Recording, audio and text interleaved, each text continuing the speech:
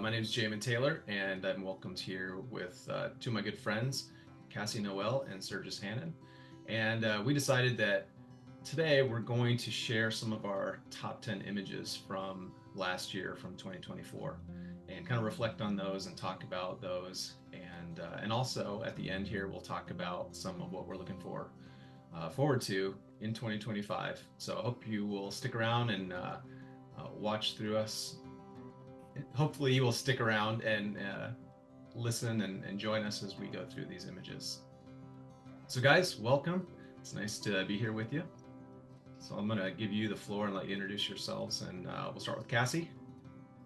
Yeah, hey, thanks, Jamin. Thanks for having us on. It's always fun to get on here and hang out with you too and talk about wildlife and photography. But yeah, I'm Cassie and I live in Anchorage, Alaska, and just recently joined the Wildlife Collective. So I'll be traveling around some this year to different locations internationally, leading some tours. But yeah. Awesome. And I'm Sergius Hannan. I'm a wildlife photographer based on the Kenai Peninsula. I've been doing this for about 6-7 years, and I do my own workshops, and I've got different projects that I've been working on YouTube. So just traveling all around Alaska and different parts of North America, focusing on different boreal species and whatnot, and just having a blast. Yeah, awesome. Well, I know you guys have both had a very interesting year and gone to some unique places, and know a lot of people have been following your photography already and have seen some neat stuff. I know Cassie went to Africa recently, and Sergius, you went up to Churchill, Manitoba, and so both of those are really amazing places and so unique. You know, just to be able to get out of Alaska. I mean, Alaska is so much here. I mean, we are truly blessed to live here, but you know, to get out and like go chase some other stuff that Alaska doesn't offer is pretty exciting too. Absolutely. Cool. Well, let's go ahead and let's get into the top 10, share some of our images, and how this is going to work is one of us is just going to jump in and start sharing our top 10 favorites from the past year, and we'll get to talk about them all together. And then when that all wraps up, we'll jump into talking about what we hope to, what 2025 might bring. So I'm excited.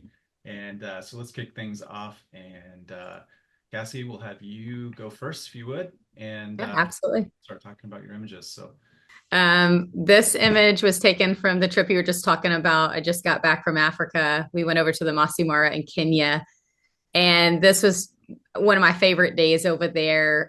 Basically, we had a couple safari jeeps. It was late in the evening. The sun was starting to set, and we had 5 cheetahs right in front of us, a mom with 4 cubs. It was incredible. And all of a sudden, our driver, just took off. And we knew if we were leaving 5 cheetahs, something really amazing had to be catching his eye on the horizon. And so the energy in the safari jeep was just incredible, and we're all just smiling so big, so happy, and so curious about what's coming up. And we go charging across this river, and then we come out on the other side. It's just so like calm and beautiful and peaceful, and all of a sudden we just see this gorgeous leopard just turn around and just come right back at us. And this is what we were hoping for. Had been hoping to see her all week, but not knowing if we would. And she's just so beautiful and so striking. And both our Jeeps were stopped. Everything was so still and quiet. And she just walked straight at us. And I'll just never forget that moment when she got really close and just looked just right at me. And I was just so happy and so fortunate to get this shot because, everything's going really fast paced. The light's getting really dark. A lot of things are going on. But really happy to have that moment. And then what happened next was what really just made it just something that none of us that shared that together will ever forget. She walked right between our 2 vehicles and went on the other side. And as we watched her walk away, we could tell she was clearly sensing something, and she crouched down really low. And then all of a sudden, we just see this huge baboon just running straight towards us, towards her, and hopping just like really high into the sky. And it was just wild. And she just turns off and runs really fast, right back towards us, right past us.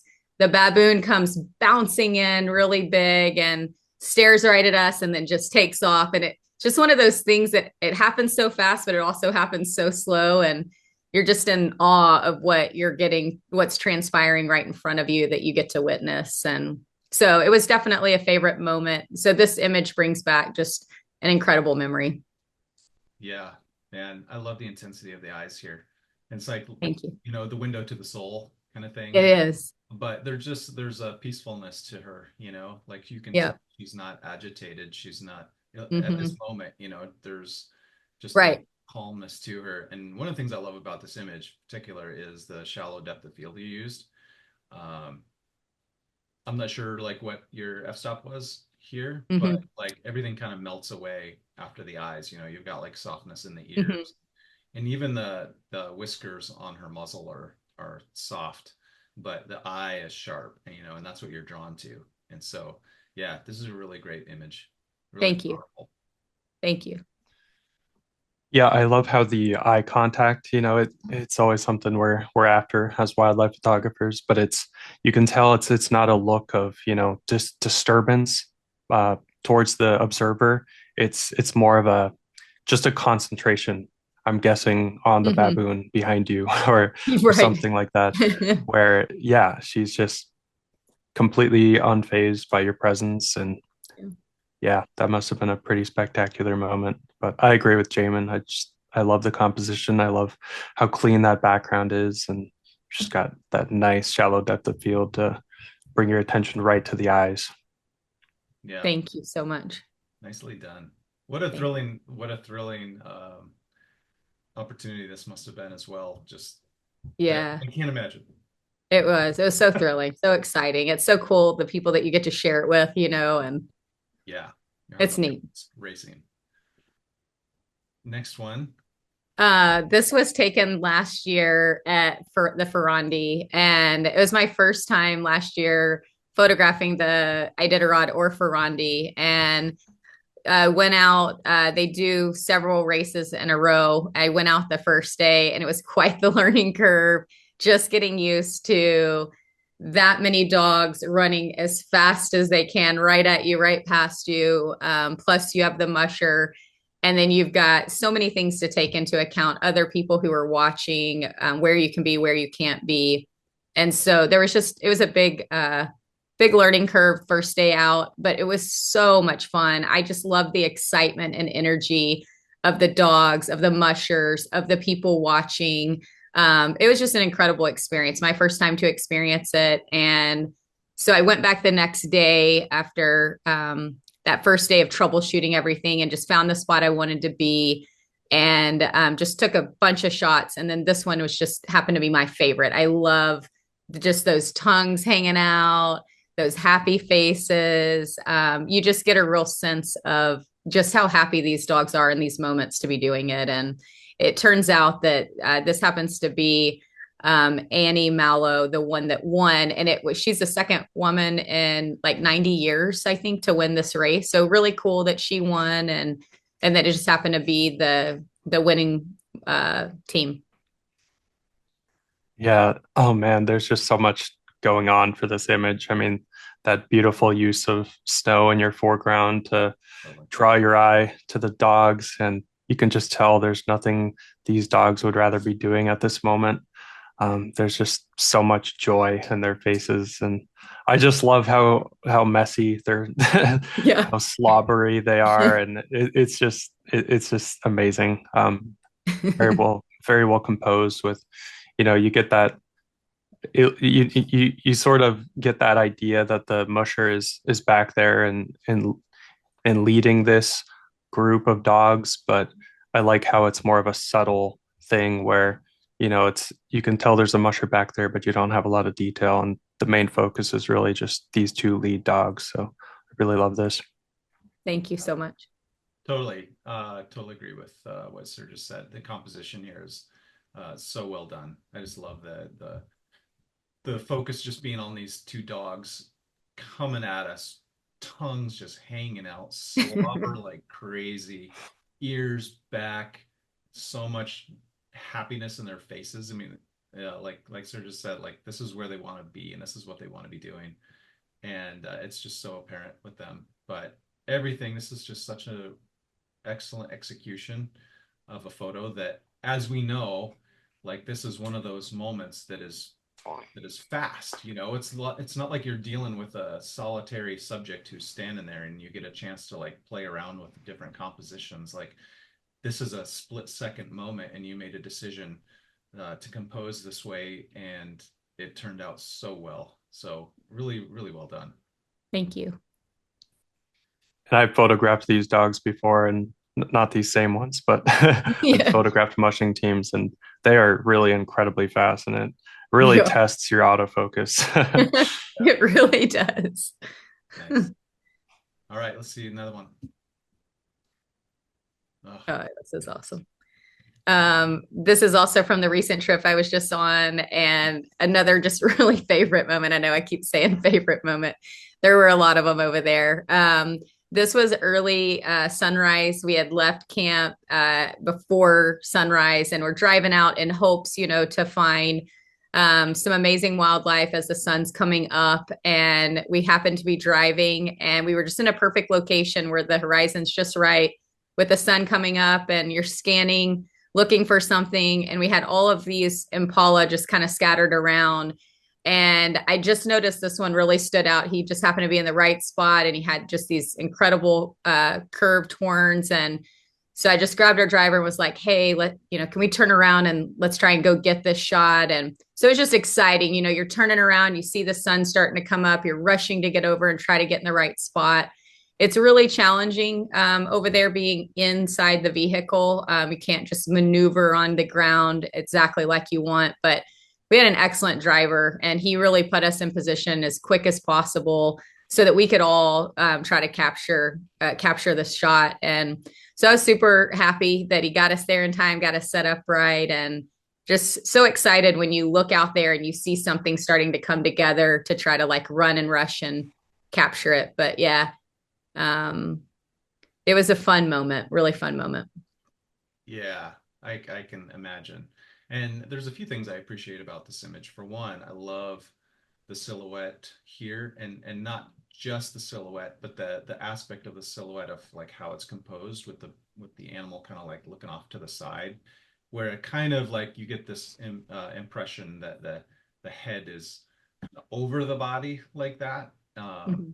And it's a dynamic pose. It's interesting. I think it's a more interesting pose than maybe if the animal was just kind of standing there with his head facing forward, Mhm. because it draws my eye there. And then how you got this like high key kind of thing, uh, which works really well. Like you've got a really white light right there, but it works so like it works like a spotlight, right, to the animal, Mhm. like the main important part of the animal. And so I think that really works. Um, and I think it's amazing that all of these images, every image that you guys have, that I have, like you could probably talk for a while about every one of them, because that was an experience that you had, and it's like it's burned into our memories. Each animal I photographed, like I could talk about it, and tell Mhm. what I was doing and where I was and everything. And I think that's so cool.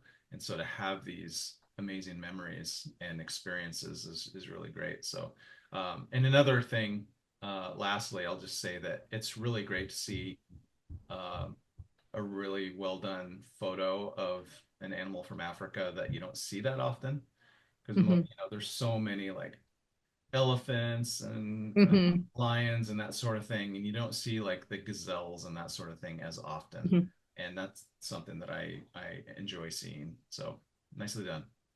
Thank you, Jamin.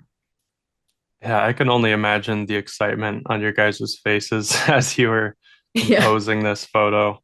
And, I feel like there can be a little bit of this sense of being overwhelmed when you have so many different compositions to choose from, when you have some say over where Mhm. your vehicle could be and how you're directing them. But I think the way you directed this driver to position yourself for this photo, it was just absolutely perfect. I wouldn't have done it any other way, where it's just perfectly silhouetting his neck up to his head and showing off those brilliant horns on the impala. Yeah, just really well done. Thank you. Thank you. Great image. All right, we got another silhouette. Nice. Yes.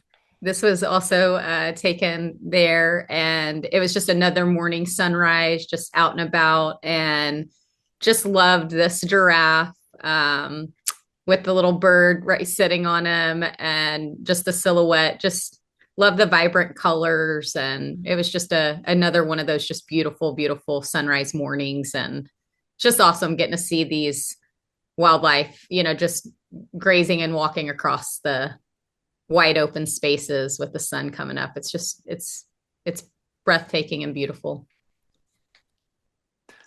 Yeah, so I can see there's a little hitchhiker.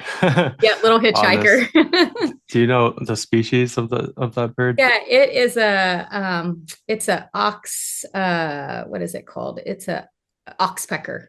Oxpecker. Yeah. That is so cool. Yeah, it's an Yeah. oxpecker, and it's really cool because they have like this mutual relationship where the oxpecker is like eating the parasites and the ticks and things like that helps the bird, but it also helps the giraffe, and so it's really neat. You see these guys on a lot of the different wildlife there. Yeah, it's really so cool how the silhouette draws your eyes around the whole giraffe, and eventually your eyes do find that little bird, and it's just such a fun process walking your way through this composition. Very well done. Thank you. Yeah, when I first saw this, I didn't pick up on the bird there, but it's so cool now. Like I love to look at it and be like, oh, there's a little bird there. And there's a story there, of course, but yeah, the colors in this are so great. Just like these brilliant colors and how this silhouette just breaks through that. And you composed it so well with the head looking kind of off to the side here. And I love just the kind of offset of the rest of the body. It's not, you didn't put the body right in the center. You give it a little bit of an offset so that the head turn could kind of look into the composition a little bit more. So really nicely done. Thank you. Tell us about this one. All right. Yeah, this one was taken this past summer here in Alaska. And basically, our group was just sitting watching him and another bear graze in the grass. They had been mating for the past few days and just having an enjoyable time. We got to spend about 20 minutes with them and watch them interact with each other and with us. And this was just one of those moments where he just decided to kind of come over a little closer to us and just kind of check us out and look right at us. And this moment was really cool because, he's just looking right into your eyes. And I love the little chocolate lilies in front. And, you can see a little bit of the background of the area is absolutely stunning and beautiful there. Yeah, that area is so beautiful. I mean, it's so scenic all around with the mountains and everything. And I love the intensity of the eyes there. There's just like this gentleness to them, like it doesn't look like this ferocious, right. Bear that could kill you. There's just like this softness in his eyes of more curiosity than anything. So yeah, and those chocolate lilies are so pretty. And then you get a little bit of the I think it's a lupin in the background too, the purples and stuff in there. So yeah, so there's so much intensity to this one. And yeah, draws me right in. Nice work. Yeah, there's definitely some intensity in his eyes, but Jamin, you also mentioned the softness in that gaze, and this image really just feels so inviting and soft and warm to me. You've just got that beautiful shallow depth of field, and it just looks like a paradise for these bears to be living in. And yeah, it must have been an incredible experience. Yeah, it was. Thank you. Oh, tell us about this one. Same time this past summer, and we were spending some time with a mama bear, and she had two koi, and this was one of them. And it's always just so joyful to sit and watch the little tiny cubs play with each other and interact. And when they decide to pick up a stick or something to play with, it is always just so much fun. And this little one picked up this stick and got quite a few different images, but this one just stood out the most to me when I was going through them. I just love kind of the look in his eye, looking at that stick with just so much wonder, in the face. And so I just hard not to love these cute little tiny cubs. Yeah, they're so playful. They're so playful. Yeah. So tell us real quick, so that everybody understands what koi means. Cub of the year. So it means that this little cub was born this year. Cool. Yeah, he's so cute. You can see the playfulness in his eyes and like this Yeah. curiosity that he's got of just like they just want to play and They experience the just want to world. play. Yeah. Yeah. They had Yeah. just been like wrestling with each other like so hard, and this one just walked off and grabbed the stick and plopped down and just started staring at it. Just playing with the stick. Just playing with Yeah. the stick. Nice.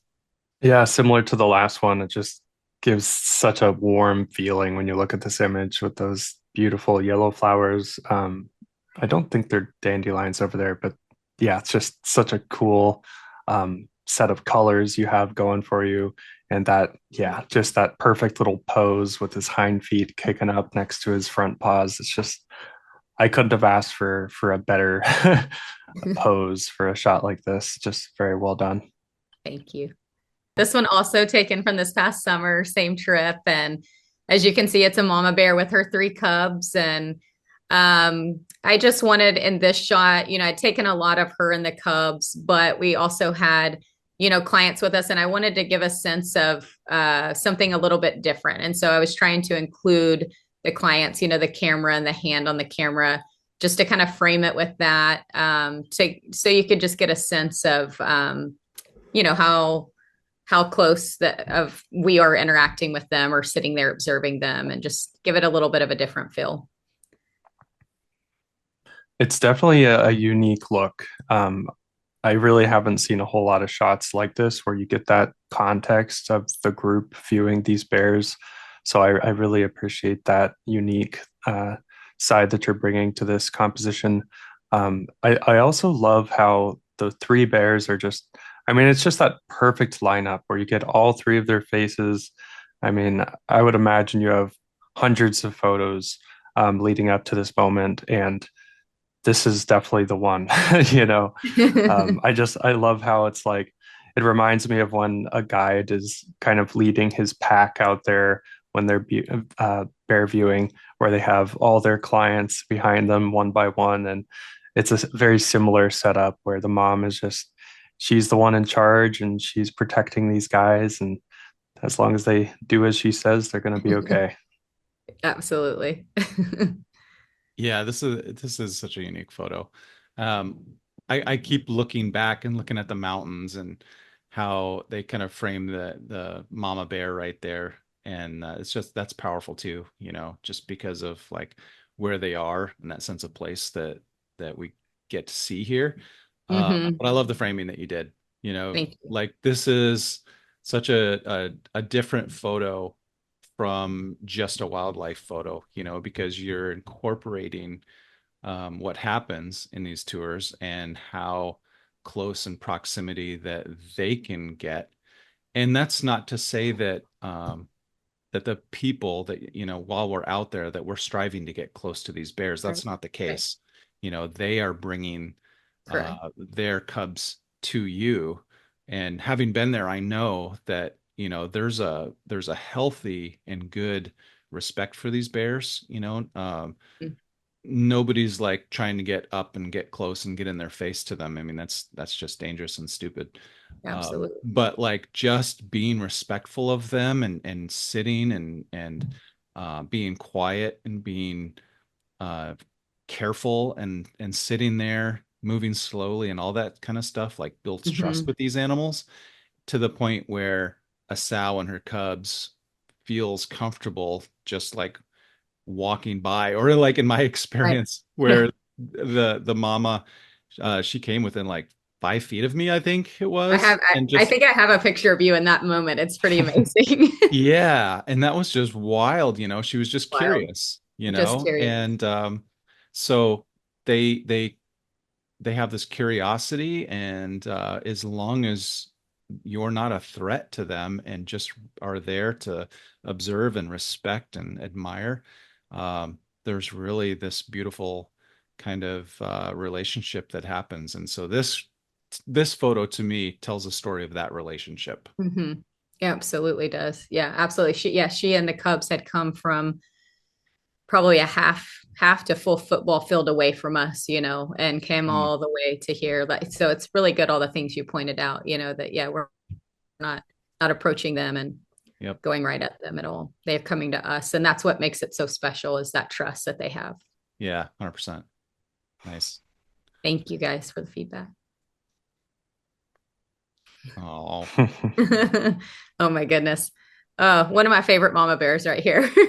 I love them all over there, but she's got a special place in my heart for sure.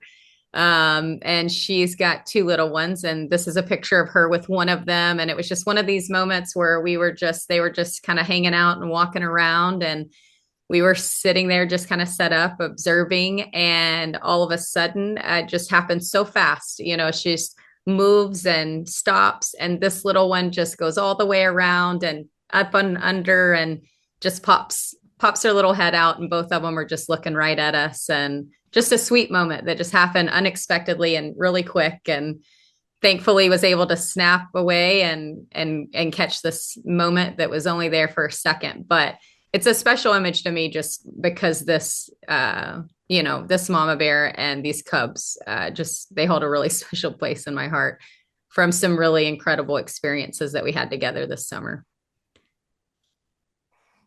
Yeah, I just love this one. Everything about this is like it. This is one of my favorites, honestly. The little bear just kind of hiding in that like safe place of mama bear. Mm-hmm. Her kind of looking back, and it's not a angry look. It's just a look of confidence, and just the mouth open just a little bit of protection, Mm-hmm. But yeah, like in my opinion, I really would encourage you to submit this one to a contest because it is awesome. It has that feeling, it has that it draws on those emotions, and the connection that you get with both the mom and the cub is really strong, and it tells such a powerful story. So that this one I think is like, I would say this is an award winner for sure. Oh wow. Thank you, Jamin. Wildlife Photographer of the Year 2026. Thank you, Sergius. Yeah, and I've been out to this area and other areas where they feed on sedge, and I know how hard it can be to get one bear's head looking in your direction, let alone two. So to get that direct eye contact from them that's just a very unique look that I really haven't seen all that often. And I imagine she's chewing on the sedge in this image, but I agree with Jamin. It does kind of look like, she's just got that confidence about her, and she's just saying, don't test me. I'm gonna work hard to protect this little cub. And you just get that sense that cub feels perfectly safe right there in that beautiful little little corner. That's awesome. Yeah. Thank you. Really nice. I appreciate the feedback. That one would look good framed up on the wall, by the way. Thank you. So much action. Man. This was fun. Another good memory. This is also a different location, but from this past summer. And this actually took on my birthday, and definitely made for one of my most memorable birthdays. We did this incredible hike to get out to this bluff. And on the bluff, you're up, good 50 feet, I'd say at least. And you're looking down, and you just have this incredible perspective, because usually we're walking in the river, along the river, and right at eye level. And so it was really cool to be up so high and look all the way down and see all these redfish everywhere. And the bears would come through, and in that particular spot is where they would just always lunge in, pause out. And so it was just exciting and fun to just watch different bears come through and go fishing right below you, and have just such a neat perspective. And in this image, I I really like this one because I love the one salmon just darting out away from the bear and kind of up above the water. But yeah, this is very, very fun moment. Beautiful views from that point too. So not only do you get to watch these bear fish and see all of the red salmon just everywhere, but just looking in 360 degrees, the views are just unreal. I really appreciate the unique perspective here. And, I'm sure that's why you guys made the hike up to get up onto the bluff and get that unique perspective. And I just love how it's telling a different side of the story compared to some of the other images that you see of the bear chasing the fish and the fish trying to escape. It just gives you a lot more context. There's just hundreds of these sockeye salmon that this bear might have caught. I don't know. Did he end up catching one with this pounce, or was he unsuccessful? Oh yeah, he did. Oh he was man, very successful. and that's just got to make the image feel even more special, I would imagine. Yeah. Yeah, beautifully composed. Thank you. Yeah, I love the energy in this one. Like you've got so much water splashing. You got the bear just like in mid pounce. And that's a unique perspective on the bear too, because oftentimes you see like a more kind of water level. But this gives the perspective of what it's going after, which is really unique. And then like my favorite of this image is that one fish who's just like, their eyes are wide and they don't have eyelids or anything, but like you can see that eye and it's just like escaping for his life. It's just like, I am out of here. I am not gonna be bear food today. Yeah. It's just like he's gone. So yeah, really great. I love how at the bottom you kind of have this image separated from, kind of like this rocky green kind of rocky up top, and then all the red from the salmon down below, and how the bear's kind of breaking through that. So yeah, cool image. Real Thank fun. you. I had a question about this photo. So did you use a polarizer? Because it's really impressive how much that red stands out. No, I didn't. And that is the one thing that I wish I would have had when I was there, is the polarizer. And so I'm like, I will never go back to that spot again without a polarizer. But Well, yeah, something about the flat light, yeah. you almost didn't need it for this shot. I think there's Yeah. just plenty of contrast to bring out those reds. Thank So you. I appreciate it. But yeah, definitely be fun to have next time. Cool. Let's see what else you got. Awesome. Wow. Man, this was a really fun day this past season. Obviously, we've had an incredible Aurora season. We've had so many incredible shows. And this image is not some dynamic aurora in the sky by any means. But what I love about it is just the experience. This is my friend Heidi. We go out and do photography a lot together. And we a lot of times find ourselves going to the same spots to go shoot the aurora. And this time we're like, let's do something completely different and try to just be creative and get something just totally crazy. And so we had this crazy idea. Let's get our kayaks, let's load them up and go out to this lake. It's a really special spot we like to go to. And so you can imagine in the pitch black, with your camera gear, putting the kayaks into the water. It was quite adventurous, and we laughed a lot. And we thought, even if we don't get anything, we're going to have a lot of laughs and have a great time.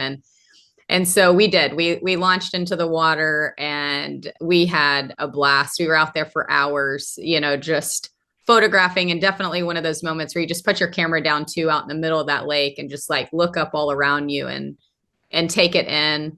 But I love that this kind of photo just gives a little window into that night. It was one of my most memorable experiences, being out under the lights up above. Yeah, this is such a unique Northern Lights photo. And one that I think exemplifies that kind of Alaskan adventure spirit, because with your incorporation of, the kayak right there and your Heidi there doing that. And there's like this sense of motion to her, I love that too, where she's not the focus, clearly the focus is on what's happening in the sky, but it just is like this nice little nod to the adventure of it all. and all the color that you did get, because I love that little bit of like warm color off to the side there down by the mountains, bright warmth, but not too much. It's not an overwhelming. It just kind of like my eye wants to just sweep over the entire sky and kind of take in all of the image, and that to me is a mark of a great image. When I can kind of explore with my eyes different things that are going on and kind of be just drawn into all of that. And so I really appreciate about this one, and kind of totally makes me wish I was there, because that's really beautiful. Thank you. Yeah, I also love the motion included in this image. It's just, I could see how, one might want to try to hold perfectly still, as impossible as that probably is in a lake and a kayak, but to get that sort of, long exposure where you get a sharp subject and that sort of thing. But I like how it's more subtle and you get the movement of her moving through the water. And it's not, the main focus of the scene. It just adds to the scene. And like Jamin said, it's just, there's so much going on where your eyes can just explore this composition for quite a while without getting bored. And it's just very visually striking all around. Thank you. Yeah, and also one more thing is this kind of inspires me too, because I have typically been more inclined to just photograph like the birds and the wildlife. And over the past, like, I don't know, a couple of years, I've gotten more into landscapes. But to actually like dive into like, what we might call like the Alaska life, or that, Alaska adventure type stuff, I haven't done a ton of. And so this is encouraging and inspiring to me to like get out and do more of that, and to share kind of the human element of Alaska and how that adventurous spirit kind of plays into the uniqueness of the just the environment and the scenics and all the stuff that Alaska has to offer, and kind of sharing that aspect of it too. So thank you. And I just want to say this, you get a little bit of the green in there, and so you can tell the white balance isn't too far off from what you would expect from a Northern Lights image, and yet you have so much purple in this show, and that is not something that you see every day. So that is a very unique set of colors to work with. Yeah, the colors that night, they were very unique colors. It was really cool to get the purples and the blues, and it was cool. Yeah, awesome. Well, that wraps up Cassie's images. Thank you for sharing these. These were all amazing, and every story that goes along with it was thrilling and exciting. And I loved that you took us through that and took us through kind of a brief overview of your year and the highlights of your year. So I'm looking forward to seeing what this year brings. But last year was certainly an eventful one for you. So great job, and keep them coming. Thank you so much. Thank you. Yeah, we're going to jump into, going to let Sergius take over. And if you would, sir, start sharing your top 10. So this was the first couple days on a camping trip that I had in Lake Clark National Park with two of my really good friends, Christoph Druva and Mike Rigney. And, this is a time of year when the bears are not grazing on sedge all that often. It's starting to die off. It was around mid to late August. Typically, they will be grazing around June, July, and then it starts to die off by August. So it was a really fun moment when we saw that this bear was heading in this sedge field direction. It was just crossing over to find a place to lie down for the evening, but we were able to work our way around, and thankfully it was going at a nice leisurely pace. And so we were able to get out to this point where it was potentially going to walk somewhere into this composition. And right as we were getting into position, we just saw the clouds breaking open and these incredible crepuscular light rays shining through, with this beautiful mountain background to work with. And we started off with some tighter lenses, our 180 to 600s and 1 to 500s for those Canon users. And eventually we saw that it was going to get into a position where we had hoped. And So we switched to our wider lenses, our 70 to 200s, and just fired away as it walked right on past us. And it was just such a fun moment to share with my really good friends. And we were not expecting to get any usable sedge photos from this trip. So for it to all come together at a, untraditional time of year for a sedge photo, we were just so thrilled that it was all working out. And yeah, I couldn't have asked for better light and better guys to share the experience with. We were all just losing our minds when we watched this whole thing unfold. Yeah, I can imagine the excitement. I mean, Mhm. those light rays, like I always see those kind of light rays. Not always see them, but when I see them, I mean, I always want like something cool to be in them, whether like cool Mhm. bird flying through them. I mean, I would even take a seagull sometimes, when they're flying through. But, you want something in there because sometimes they're cool by themselves, but to get a bear to walk through there, that's amazing. And one thing I like about this image is just the fact that you've got these light rays going on, and I heard for a long time that you don't want to let your highlights be blown out. But something I've learned is just that like sometimes it's okay to have blown highlights because it works for certain images, And in this case, like it's a necessary thing because it really illustrates the powerful light that was blasting through these clouds, these heavy clouds. And so rather than take away from a scene, which is a kind of something that I was always taught, they add to it, like it's just like that's what I would expect to see if I was there, is just this really intense bright light coming from those clouds. And it's just really powerful. It adds to everything. And so the whole composition of this is just really masterfully done. I love everything about it. It's just got so much moodiness and drama and that kind of wow factor. So it was really beautiful. Thank Yeah, you. Really I have appreciate to, that. I have to agree with Jamin. It's like one of those images you don't forget. This is probably one of my favorites of yours. And I love the moodiness of the clouds. And then in that one spot, they just open up and those rays just break through, but they just break through in such a powerful way, the way that you captured them. It just gives it a lot of depth and dimension to the whole image. Mm. And it highlights the hair on the top of the bear. It's very, very powerful and striking. I love it. Thank you. Yeah, awesome. All right. So I was deciding between a few different Lynx photos that I had the opportunity to capture in 2024. It was a really good year around the area where I live for lynx. Definitely a population peak. And so I was able to track them for a long time throughout the winter and figure out some of their corridors.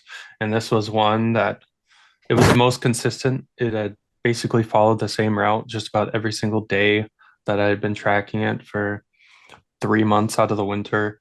And I set up trail cameras, and I saw that it was coming through middle of day on some days in March where it was, maybe noon or 1 o'clock, and just all this harsh light out, and here's this lynx just walking right by.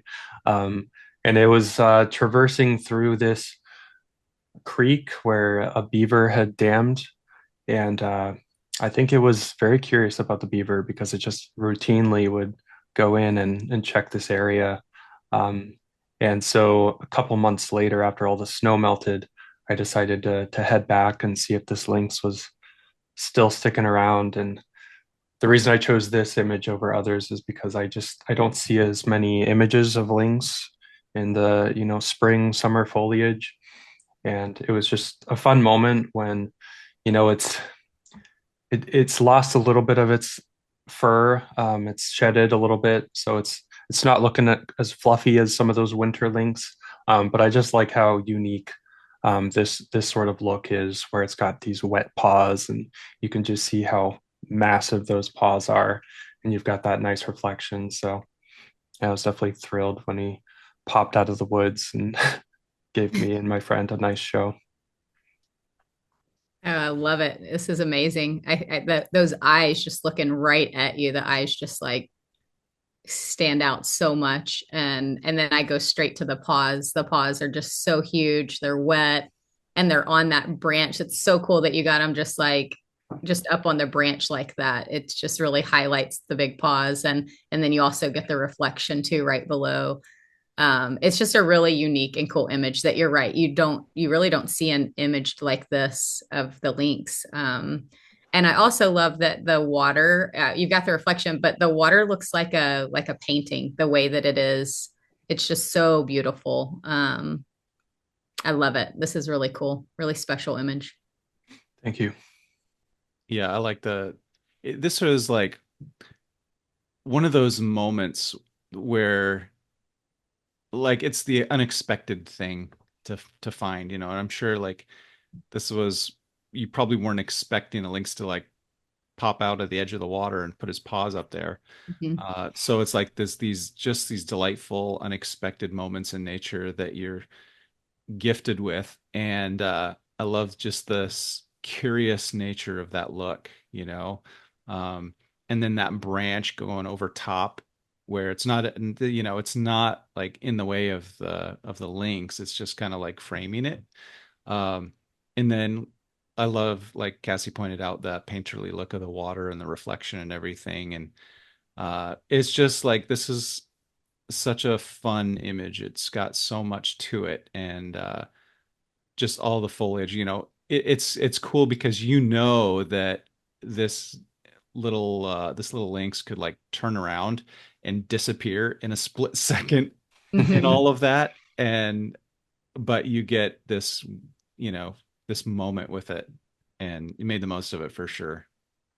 You can really sense the connection the Lynx is having with you too in this image. Thank you. Yeah, and it's one of those moments for sure where you don't know what it's gonna do next. You don't know how long Mhm. it's gonna sit there. So I'm just spraying away, Yeah. trying vertical, trying landscape, and eventually it actually did end up walking down the creek a little ways, and then I kind of trudged along in that direction, and it ended up crossing over the creek using one of the older beaver dams. And Hmm. I got closer. The thing was walking towards me at one point. So it was just this phenomenal Wow. encounter. I wasn't quite as pleased with some of those images just because there was a lot of clutter in the way, but Mhm. this was definitely the highlight moment for me. Yeah, so neat to have everything working for you because it is one of the those places where there's usually a branch or a piece of grass or something like in the way, and everything is just like Jamin said, that branch is framing and the other branches his paws are on. It's just like everything is working so beautifully. Thank you. It's really awesome. Yeah. Wow. Mm. That's So amazing. Jamin and I both played a part in kind of locating this hawk owl nest. Um, so Jamin initially saw the two of them mating very early on. It was around March time, and it was just this really cool habitat where a massive fire had come through and just done a tremendous amount of damage to this ecosystem seemingly. You look at this burned forest and you assume there's not going to be much life in here, but Mhm. sure enough, a couple of years later, there are these hawk owls making the most of these hollowed out trees from the fire, and the whole understory is just crawling with these voles and shrews and mice. And this was a really fun experience being able to track these mating hawk owls and following them over to their nest and just seeing this whole relationship and the dedication that they have to each other, constantly bringing each other food and doing this whole mating ritual. So this was a really cool burned perch that was kind of their launching pad. Whenever one would successfully hunt, they would bring it onto this charred tree, and then the other one would come in and they would do this handoff. And I was really excited that I was able to capture this moment early on in their nesting season. Wow. Yeah, it's so cool. It's so gruesome too. This is like something that should be on like Nature's Metal. You know, it's like half of this shrew or bull or whatever it is just hanging from its bill by its guts, you know, like it's so brutal. But then like I love the look of the other one. It's like, are you liking that? You know, or Right. how is that for you? You know, you can almost like put like a little word balloon above him and you know fill in the blanks. But it's just great the interaction that they have, the relationship that they have together, and I think this also like is a testament to the resilience of you know the created world and just how you know burns and that sort of thing can be so devastating to, like I said, the ecosystem and whatnot. But Hmm. then what it does is provide new opportunities for wildlife to get in there and you know the fireweed it tends to explode after a burn and that brings in new things and that bring you know it's just this cycle of life that you see even in the midst of you know these kinds of big events that can destroy you know almost destroy a place, but then you see that things come back and things find a way and things kind of are able to make the most of those situations and kind of come back. And so I think this image is kind of a testament to that for sure. Absolutely. I think the look on the one on the back is just priceless. I love the look in that eye. Like, you gonna eat the whole thing or am I gonna get a bite? Yeah. But yeah, the eyes, man, they're like crisp and perfect. Everything is just amazing. And even though it is a little like maybe gruesome, like Jamin was saying, I kind of like that red that you brought out there. I actually like that pop of red. And Yeah. I think this image is cool because it's, you know, it's an image of the two of them, but it's also the environment with that, the burnt perch. And so it definitely tells a story. It's definitely a dynamic image that tells a lot. And I love the all the different hues of the grays and browns. It's just, I don't know, it's absolutely beautiful. And it's like you're just directly right in front of them, which I feel like is a hard over there sometimes because they're up above you. And so I like how direct and eye level you are with them. It's a Thank you. awesome image. I Yeah. appreciate that, guys. Yeah, that look makes me laugh. It's just so priceless. I love it. I think I should do a version with like a little speech bubble. Like, you can have a piece of that, Yeah, or can I have a you piece of definitely do. that? You can eat the whole thing. Absolutely. So Jamin mentioned that I made it out to Churchill, Canada, and this was intended to be a fall trip. So we were, you know, expecting, hoping for some nice fall colors in the tundra. But the first day, which is when I took this photo that we were there, it was all still very green. And one thing I like about this image is that, you know, it's just kind of a different side of the polar bear's life cycle where they're just hanging out on the coast waiting for the sea ice to form again, and they're just trying to survive out there. You know, they've got their noses up in the air constantly, you know, on edge about different boars, larger polar bears that might be in the area that might mess with them. And I just like this tender moment when it's almost like mom is watching over and this cub is able to just get out there and look around and kind of play around just like those young bears love to do so much. um, but yeah, it was just a really fun moment when we had a little bit of light coming in through the dark clouds and just worked out really nicely. This is beautiful. Absolutely beautiful. I love everything about this image. I love all the boulders in it and the green grass in front of it and how you blurred out some of the rocks also in the front. But I just love the sense of confidence you get from that cub, the way that he's standing on those rocks. Like you just, he's growing and getting bigger and mom's still there watching over, but it just gives off this confident vibe. And I like how you were saying it's such a tender moment between them, and the whole image has that softness, tenderness to it that goes along with that. It's really beautiful and it's really unique because usually a lot of the images I see they're in the snow and stuff like that and ice everywhere. So it is neat to have a total different them in a different environment, and it's really cool. Really love it. Thank you. Yeah. I love all the colors in it too. Mm-hmm. You know, you've got like these cooler kind of colors up top, and then all the greens down below.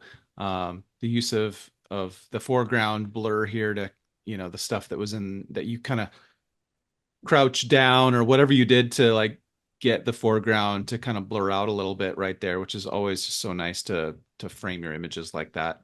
Um, Looks really great. And you've got that kind of darker band up top. And so the framing on this is really great. But then just seeing a polar bear, in this case, two polar bears, kind of in an environment that isn't just snow and ice, is really unique, and I love that aspect of it.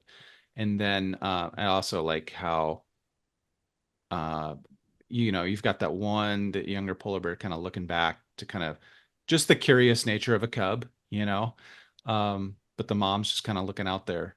And so, you've got this greater story where the animals aren't just looking at you, which is, I think, there's a lot of that where the images, you kind of get that like eye contact, and we always talk about getting eye contact and stuff. And eye contact is great in a lot of ways, but there's also something to be said about telling a bigger story with your images, and like where your wildlife doesn't necessarily need to be looking at you, but rather doing what they do and capturing those moments of them in their habitat, kind of just being animals. So I love this one. Really nice. Thanks, really appreciate that. Wow. That's awesome. So we've had a lucky couple years down in my area where I grew up, and just had so many great grays coming down. And I happened to get one of the lucky days where we actually had some snow this winter.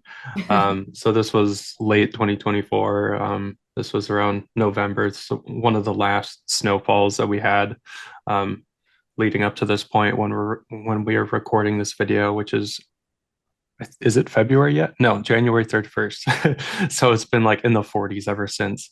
So it was really magical to have this frosty wetlands out there with these great gray owls hunting the marsh, and they're just nailing foals left and right, and just so active pretty much all day long if it's overcast on a day like this.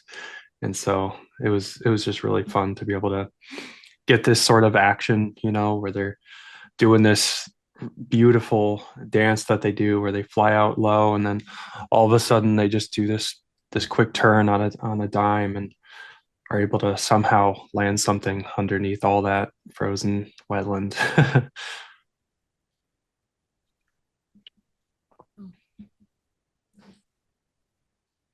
It's amazing. I love it. I love the contrast between the background and your subject. It just like pops. The owl just pops so good with all the frost, everything frosting. But as soon as I look at it, I just think magical. It just looks like this magical winter land. And I love how everything in the bottom is just like so frozen over, and you can see a little bit more of those details. I think it's really cool. And then in the top left, I don't know how you did that, but that looks really, really cool and just adds to the whole effect of the image. But it looks just so magical. And I love how the owl just pops so beautifully. So beautiful. It's an incredible image. Thank you. Yeah, Yeah, totally. there was this little snowy branch that I was kind of shooting through to Oh, okay. block off some of the houses on the hill and add a little bit more white to the top left of the scene. That's awesome. Yeah, it really gives this sense of depth to it. And that's one of the first things I noticed about this image is the depth that you achieved here. And I think part of that is due to uh the top left there, and that kind of it kind of fades to white, and it almost kind of looks like it's fading to the distance. That gives me the impression that it's like going back and getting more distant back there, which is really cool. It adds to the effect, I think. And but yeah, this owl really pops out, and there's so much like energy and story. And I'm wondering, like, did he get the critter? Like, did he get the vole? Was it successful? But I love the wings just spread out here, and just that intensity of like, man, thing is just going for it. So intense. But yeah, such a beautiful winter, all that frost on the grass and everything is just like, this is so pretty. Cool. It's like a winter wonderland, where you get this enchanting creature that's just like going for it. Beautiful. Thank you. Yeah, nothing gets me more excited than having those frosty, snowy conditions. Yeah. All right. So this was early 2024. So I can't remember where I spent Christmas, but we went over to Florida, me and my girlfriend Ella, and we did a road trip around the Everglades and some of the outlying areas there. And a friend of mine, Matt Sullivan, he was kind enough to give me some different locations to work with for burrowing owls, manatees, crested caracaras. He really helped us out a lot with this trip to make the most of our 6 days around the Everglades. And this was a really cool area where it was high up on a hill. And, I saw the forecast and I knew we would have a decent chance of getting a nice sunset. And so I was hoping that I'd be able to find some owl where you could get that setting sun in the background and make the most of that golden light. And luckily, it was an area where there were anywhere from 12 to 15 different roped off little burrows that they preserved for these burrowing owls. And so I was able to crawl up to one of those, and it just happened to be the perfect environment with all these beautiful flowers in the foreground. And I was able to shoot down into the reflection of the setting sun in some body of water way down in the hill below. Pretty excited with just the kind of gold look of this whole image. Yeah, that gold look is just like so magical. Love the kind of spotlight, that big bokeh, golden bokeh ball that you put right behind the owl. Just to see that and be able to compose your image like that, my eye is drawn to the flowers and the gold bokeh balls that are right below the owl and how all that kind of works together. You've got like these rim lighting on those kind of leaves and stuff right there to the side of the owl. And man, everything about this, man, I love it. Super jealous of this one, by the way, because that's what a beautiful image. I just it's so cute, man, and how clear and detailed the owl is too. So yeah, man, this is such a great image. Yeah, this is Thanks, I appreciate that. incredible. Incredible. I love the gold. The gold, as soon as you just put this image up, it's just a wow factor. It's just gold everywhere. And the bokeh is incredible. Like Jamin said, the little bokeh in the front. I love the purple and the flowers. And I love the rim light just lighting up the back of the leaves. Like it's just one of those things you're looking at every little piece of this image. You just constantly explore it, and it's wonderful. It's just so rich and vibrant in the golds and the color, and his eye just pops, and you still have so much detail in all of his feathers. It's a very incredible dynamic image. Thanks so much. Yeah, it's amazing.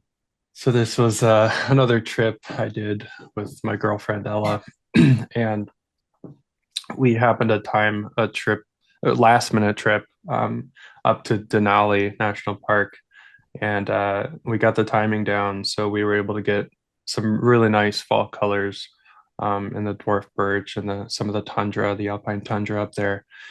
And we noticed that there were a few rams up in this mountain, and it looked like kind of a sketchy hike up there. I had heard from Jamin and some others that have done this before after this particular group of rams, and it's quite the scramble to get up here. And thankfully, Ella was stoked to go up there, and just she's not a photographer, so she was just up there for the adventure and just to experience these beautiful sheep up in this incredible habitat. So we spent maybe an hour and a half making our way up there and eventually found a couple of really nice rams. And then eventually we discovered this one around the corner. So we were able to climb up just a little bit higher and got him, walking out to this rocky outcrop. And put my 70 to 200 on and just try to make the most of it. Wow. Well, absolutely worth the treacherous hike to get this image. This is insane. I love it. That says a lot about Ella that she's like not a photographer and totally went on this scramble adventure up this mountain. I know the exact spot and I've heard like how hard this hike is to get up there and how the rocks definitely slide and move around. So that's really cool. But yeah, this is beautiful. I love like all the fall colors in the distance and the mountains and but then right below him too, you've got all of the pops of oranges and yellows and deep reds. It's really pretty with all the rock. It's such an impressive image. Absolutely stunning. Thank you. Yeah, I love this area. Yeah. Having been up there multiple times, it never ceases to disappoint.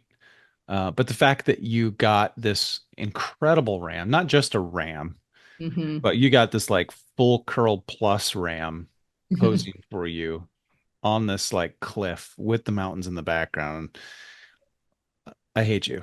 Yeah. Looking right at you too. Like I don't really, but this is so great. I just love the composition you made here, and the moment that you got here is just so fantastic. Like it, yeah, showing so much of that environment and so much of like Denali National Park, which is gorgeous. Like everywhere you look around there is just this, beautiful, scenic everything.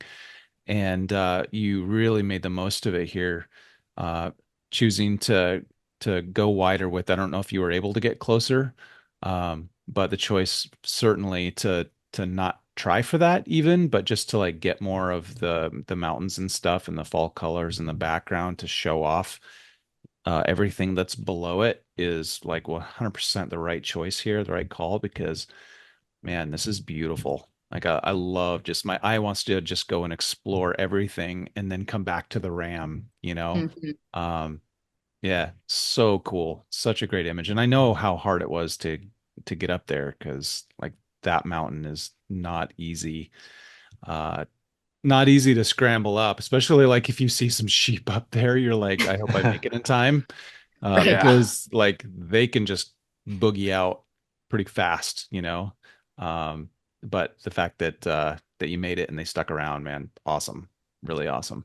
And literally in the most best spot for you, right on the edge of this cliff, looking right at you. I'm so happy that you didn't go in tight and you got this whole scene because it's so rare literally to have him on the end like that with all of that background and then looking right at you. You could have gone through all that work, climbed all the way up to the top, and then as soon as you got your gear ready, like they're off on the other side of the mountain. So, I mean, it's just incredible that you got this opportunity and you just totally nailed it. Thanks, guys. Yeah. Wow. Also, Denali National Park.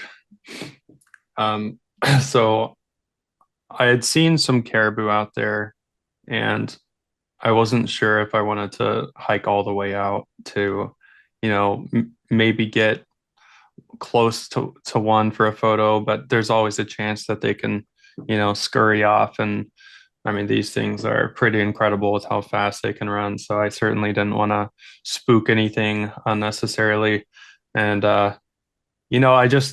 I went down. It was with Ella and hopped off the bus, decided let's at least just go see how he reacts. It was just this one really interesting, unique looking bull with this crazy set of antlers that I think it looks especially impressive from a side profile. It was a lot of the big bulls out there. They have these kind of just massive racks where they've got this, maybe 35, 40-inch spread, just insane. But this one, it was like the Witch King of Denali. I mean, its antlers just went straight up and just really gnarly front shovel tines and brow tines and just a fun critter. So we got out there, we just started picking blueberries because the whole tundra was just littered in these juicy, delicious blueberries.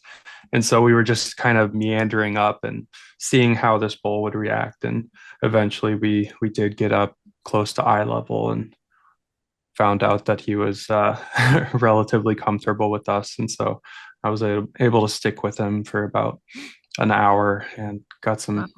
different looks, different images, and some were a lot closer, tight portraits. But I chose this one just because you've got that nice layering with all the reds and golds, and then you've got the different misty mountains in the background as well. Dude, this is, oh man, it's phenomenal. I love the like there's so much, you have so much depth in this photo, starting from your just incredible foreground. Um, to see what was happening here and make the most of it with the foreground, all the foliage that's all around, the perfect timing on the colors there. But then I love the mountains in the background, how they just kind of like fade off into the distance, and you got just a little hint of sky, which is just enough. Uh, and then how this caribou really just breaks through. I love that you can see all four legs and the horns and everything. Like, this is one of my favorite caribou images of yours by a long shot, I think. Just for all of those reasons, and just because I'm really jealous of it too. So it's awesome, man. I Thanks, love man. this one so much. Yeah, this is awesome, Sergius. Absolutely love the vibrant fall colors in the front. It's just beautiful. And like Jamin said, the layers, like I just love how you immediately see just these vibrant fall colors. And then you've also got the different layers of mountains back behind it and the change in color. And then the caribou's just like breaking through and just this massive rack. And I agree, the side profile, I think even makes it more impressive and Hmm. it's gorgeous. This image is just unreal. Yeah. It's Thank you. unreal. I Yeah. appreciate that. I had been in I went to Denali, I think like the week after you did. And you nailed like the timing perfect for caribou. Because by the time I got there, like the colors were peaking, like all the reds, like some of the yellows and stuff were gone. But it was like this brilliant red all around. Like it was pretty amazing. But the caribou had migrated like right after I think you were here. The caribou migrated out, so I didn't get any caribou. I got a ton of moose stuff, but it's one of the things I was hoping for was caribou, so I didn't quite make it. So that increases my jealousy. Yeah. No, but seriously, just Yeah. would have loved to have been with you there. That's so great. What a just beautiful image. Yeah, it is. It's something special. Yeah. Thank you. And I gotta say, probably my favorite thing about that whole trip was just being able to hang out with these caribou and just sit down in the tundra and just get fat on these blueberries out there. I mean, Yeah. it made the whole experience so much more fun. I think it says a Awesome. lot too about how you're able to capture an image like this because you are just, patiently and moving slow and hanging in the environment and eating blueberries because, these guys can be so skittish. And if you're not going slow and being so patient and stuff, you don't get an image like this. So it says a lot about you too. Yeah. Thank And you. one last thing is just came to my mind is being able to spend the time with wildlife in Denali National Park is really special, as you noted.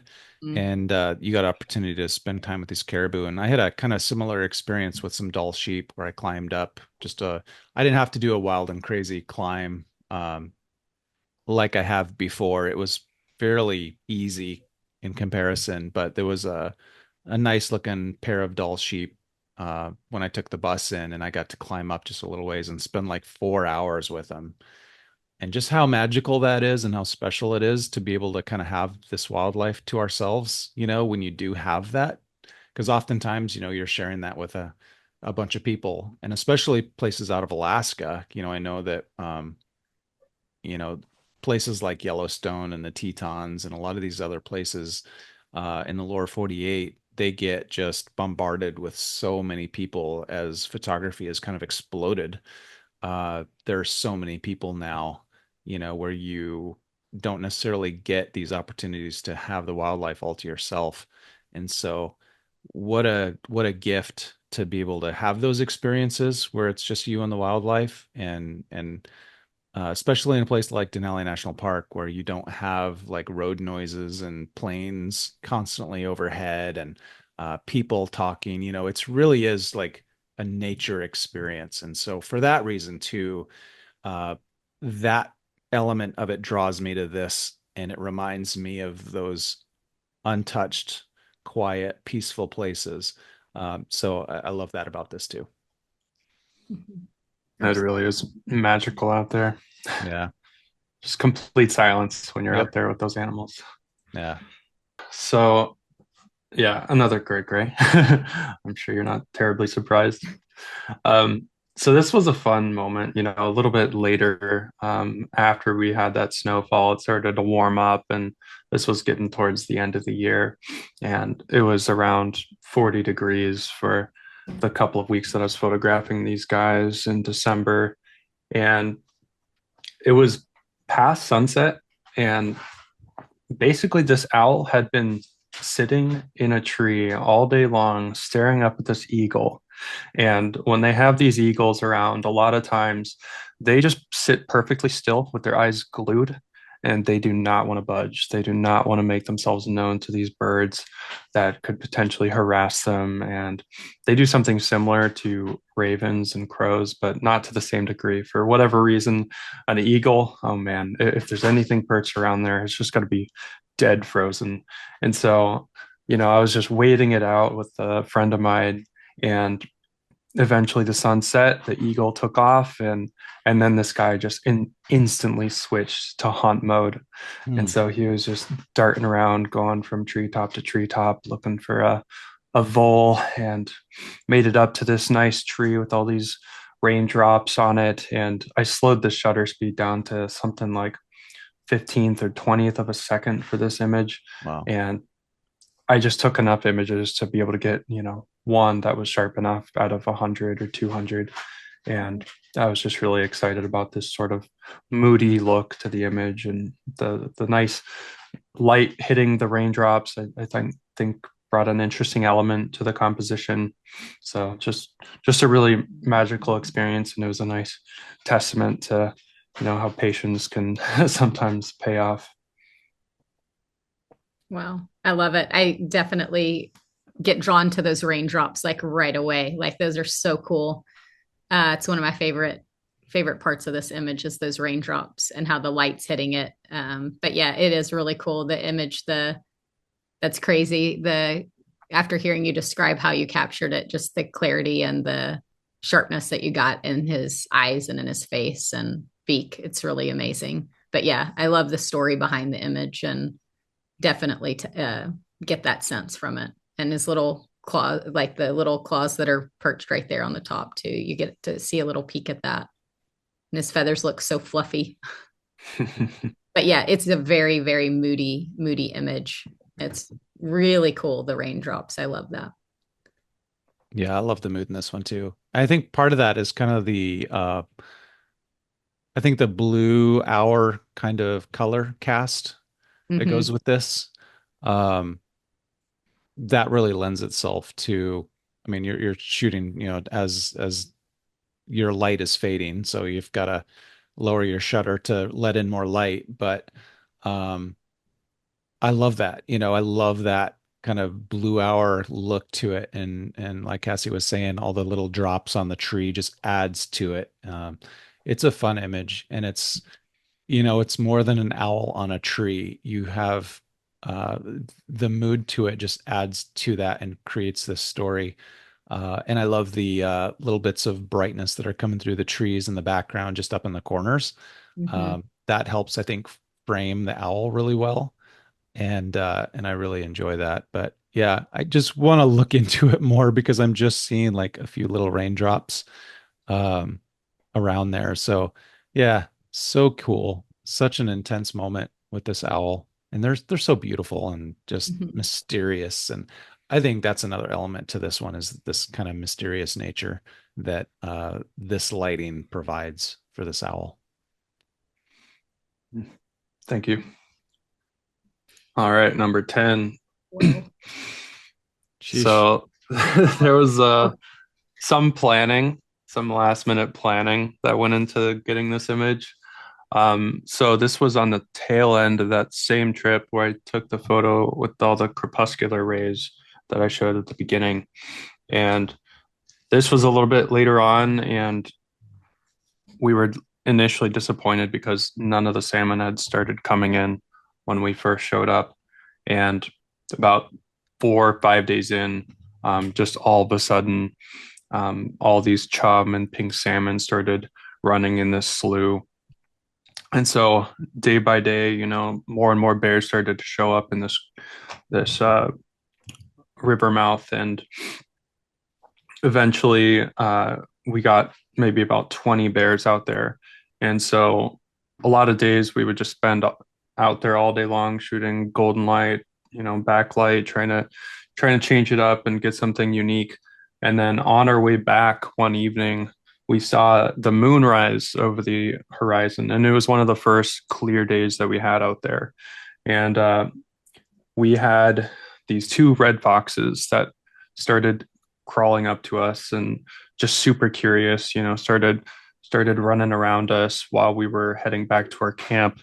And I tried to get a couple images with the moon behind the foxes, but they were just way too fast to really make it work with a slow shutter at that darkness. And so we all started to get the same idea. We've got this brilliant full moon rising over the ocean and potentially bears still out there. And it was a little bit too high up in the sky for us to make the hike all the way back to the river and try to get any photos at that point.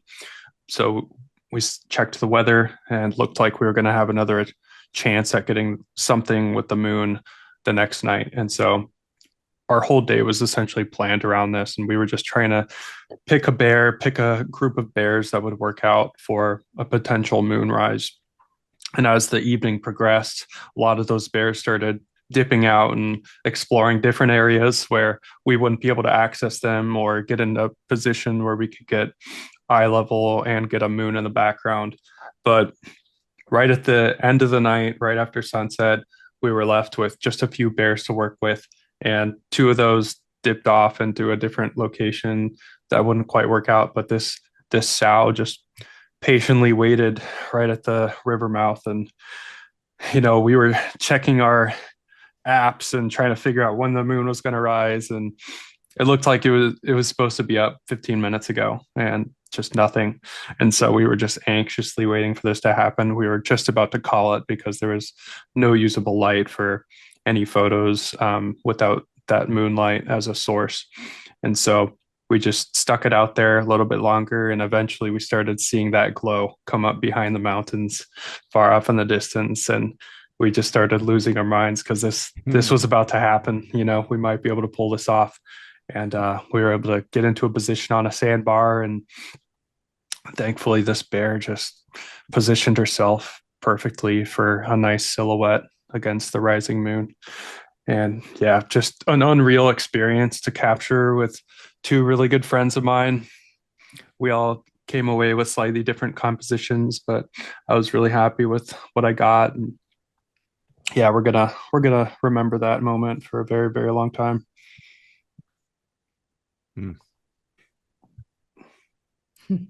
This is special. This is like so special to talk about photographer of the year. This is that image for sure. I think this is my all-time favorite image of yours, like hands down. I love this image. I remember when this happened and you put out a lot of the footage and a lot of the different images you got, and I was just blown away when you posted this stuff. It's an incredible image. I love just the stillness and motionless water in the front, how calm and still it is. And it's just, and then I love how you framed the bear's face, just like right inside the moon, the way that you did. And you can just see the little wet furs kind of sticking out. And I really enjoy too how you can see some of the detail in her face and all over her body, but not too much. It's just like the perfect amount. Totally. But it is one of the most stunning images I've ever seen. It's incredible. And it's so incredibly hard to plan and execute this image. Like not only like when you were there to make this happen and execute it is so hard, but then also to process it afterwards too. I mean, the whole thing from beginning to end is just very challenging, and you executed it literally perfectly. It is a stunning, stunning image. Thanks so much. Really appreciate that. Yeah, I totally agree. I mean, you put a lot into this one, and I can imagine the excitement. I think, the excitement that you must have had for this kind of builds on the fact that you were almost ready to give up. Uh, or in your terms, you were about to call it because it just didn't seem like it was happening. And then to all of a sudden, like, boom, there's the light. It's going to happen. And all of a sudden, like all of that excitement just rushes back at you. And then like to have it actually start unfolding. And, I can imagine being there and your heart's racing. You're looking through the viewfinder, like, pinch me. Is this actually happening? This moment is unfolding. And, what's great is that like we can be out in so many different moments uh, as wildlife photographers, like capturing things, and they're special. Every one of them is a special moment, but there's certain moments where it's going to be extra special, and it's going to be like this one is different. It has that kind of wow factor and excitement factor that like you can't wait to edit it and share it, with the rest of the world. And so I think for you, this one is probably one that fits into that category of just like, man, this is, this is easily gonna fit in to one of the all-time favorites, or this was like, one of those super special times and moments where it's just you knew it was different. You knew that there's nothing like this, and you've never done anything like this. And so, man, super awesome. Thank you. Yeah, and I think if I hadn't come away with any photos that were usable out of that trip, whether that would be being way too noisy, or just poor placement, not being in the right spot to be able to get that moon behind him, I think it would have been, just as special for me and my friends to be out there and share that experience, to be out there with these fishing bears and in the full moonlight, just something magical that we're gonna probably remember for the rest of our lives. Yeah, I can imagine so for sure. That's Yeah. cool. You get to share it with your friends. That's awesome. Yeah. Yeah. Awesome, man. This is really inspiring. Super inspiring. Thank you. I appreciate that. Well, that wraps it up for my top 10. I think we're Awesome. moving on to you, Jamin. Yeah. Well, before we get into my stuff, I just want to say that like watching both of you grow as photographers, Sergius, I've known you longer, but to see you both kind of like step into your own and develop your own personal styles has been really thrilling to watch. And it's been awesome. It's really great to see that, from what you started with and how you're continuing to progress and hone your skills and challenge yourselves and explore new places and try new things. Like that's so great. I love seeing that because it means that you have a passion for this and that you put so much of yourself into it. You're not just out there taking pictures. That's not what it is. You're out there to capture something unique and to express yourself through your art. And photography is, that's your paintbrush. You find the subjects that fascinate you and you use the light in such a way to make something dramatic and create something that you're proud of and that you're excited to share with the world. And that's super inspiring. So, really nice job, guys. I'm really like, I'm proud to know you and call you friends and be inspired by you. And I am for sure. I know we all like learn from each other and stuff, but uh, just personally, it's awesome to uh, just have you guys as friends and colleagues and being able to see your work and to see so much beautiful stuff that you're working on and creating. So thanks for sharing it. It's awesome. Thanks so much, Jamin. I appreciate it. Yeah, The so same way. I guess I'll share mine now. All right. So I was really excited to encounter this blackback woodpecker. I've kind of had this idea in my mind for a while of capturing some head motion because these woodpeckers, like, man, they can really hammer a tree so fast. And I kind of wanted to like explore kind of getting some motion blur uh, into one of these woodpeckers because I have so many images of just like a woodpecker on a tree, and it kind of gets boring after a while to get like the same old images. So I kind of had this idea of slowing my shutter down and trying to get uh, something with a little bit more motion and energy into it. And I was working with some American three-toed woodpeckers and had tried some of that technique and nothing like I got a few that were close, but it wasn't quite what I was hoping for. And so I had kind of shelved the idea for a while. And uh, I came across like I think this was like in the fall, and I came across this blackback woodpecker, which is like more of a rare species. We don't get a lot of them. And I followed it around. It was just a really cool bird. It wasn't like super shy, like kind of let me just kind of hang around and it would do its thing.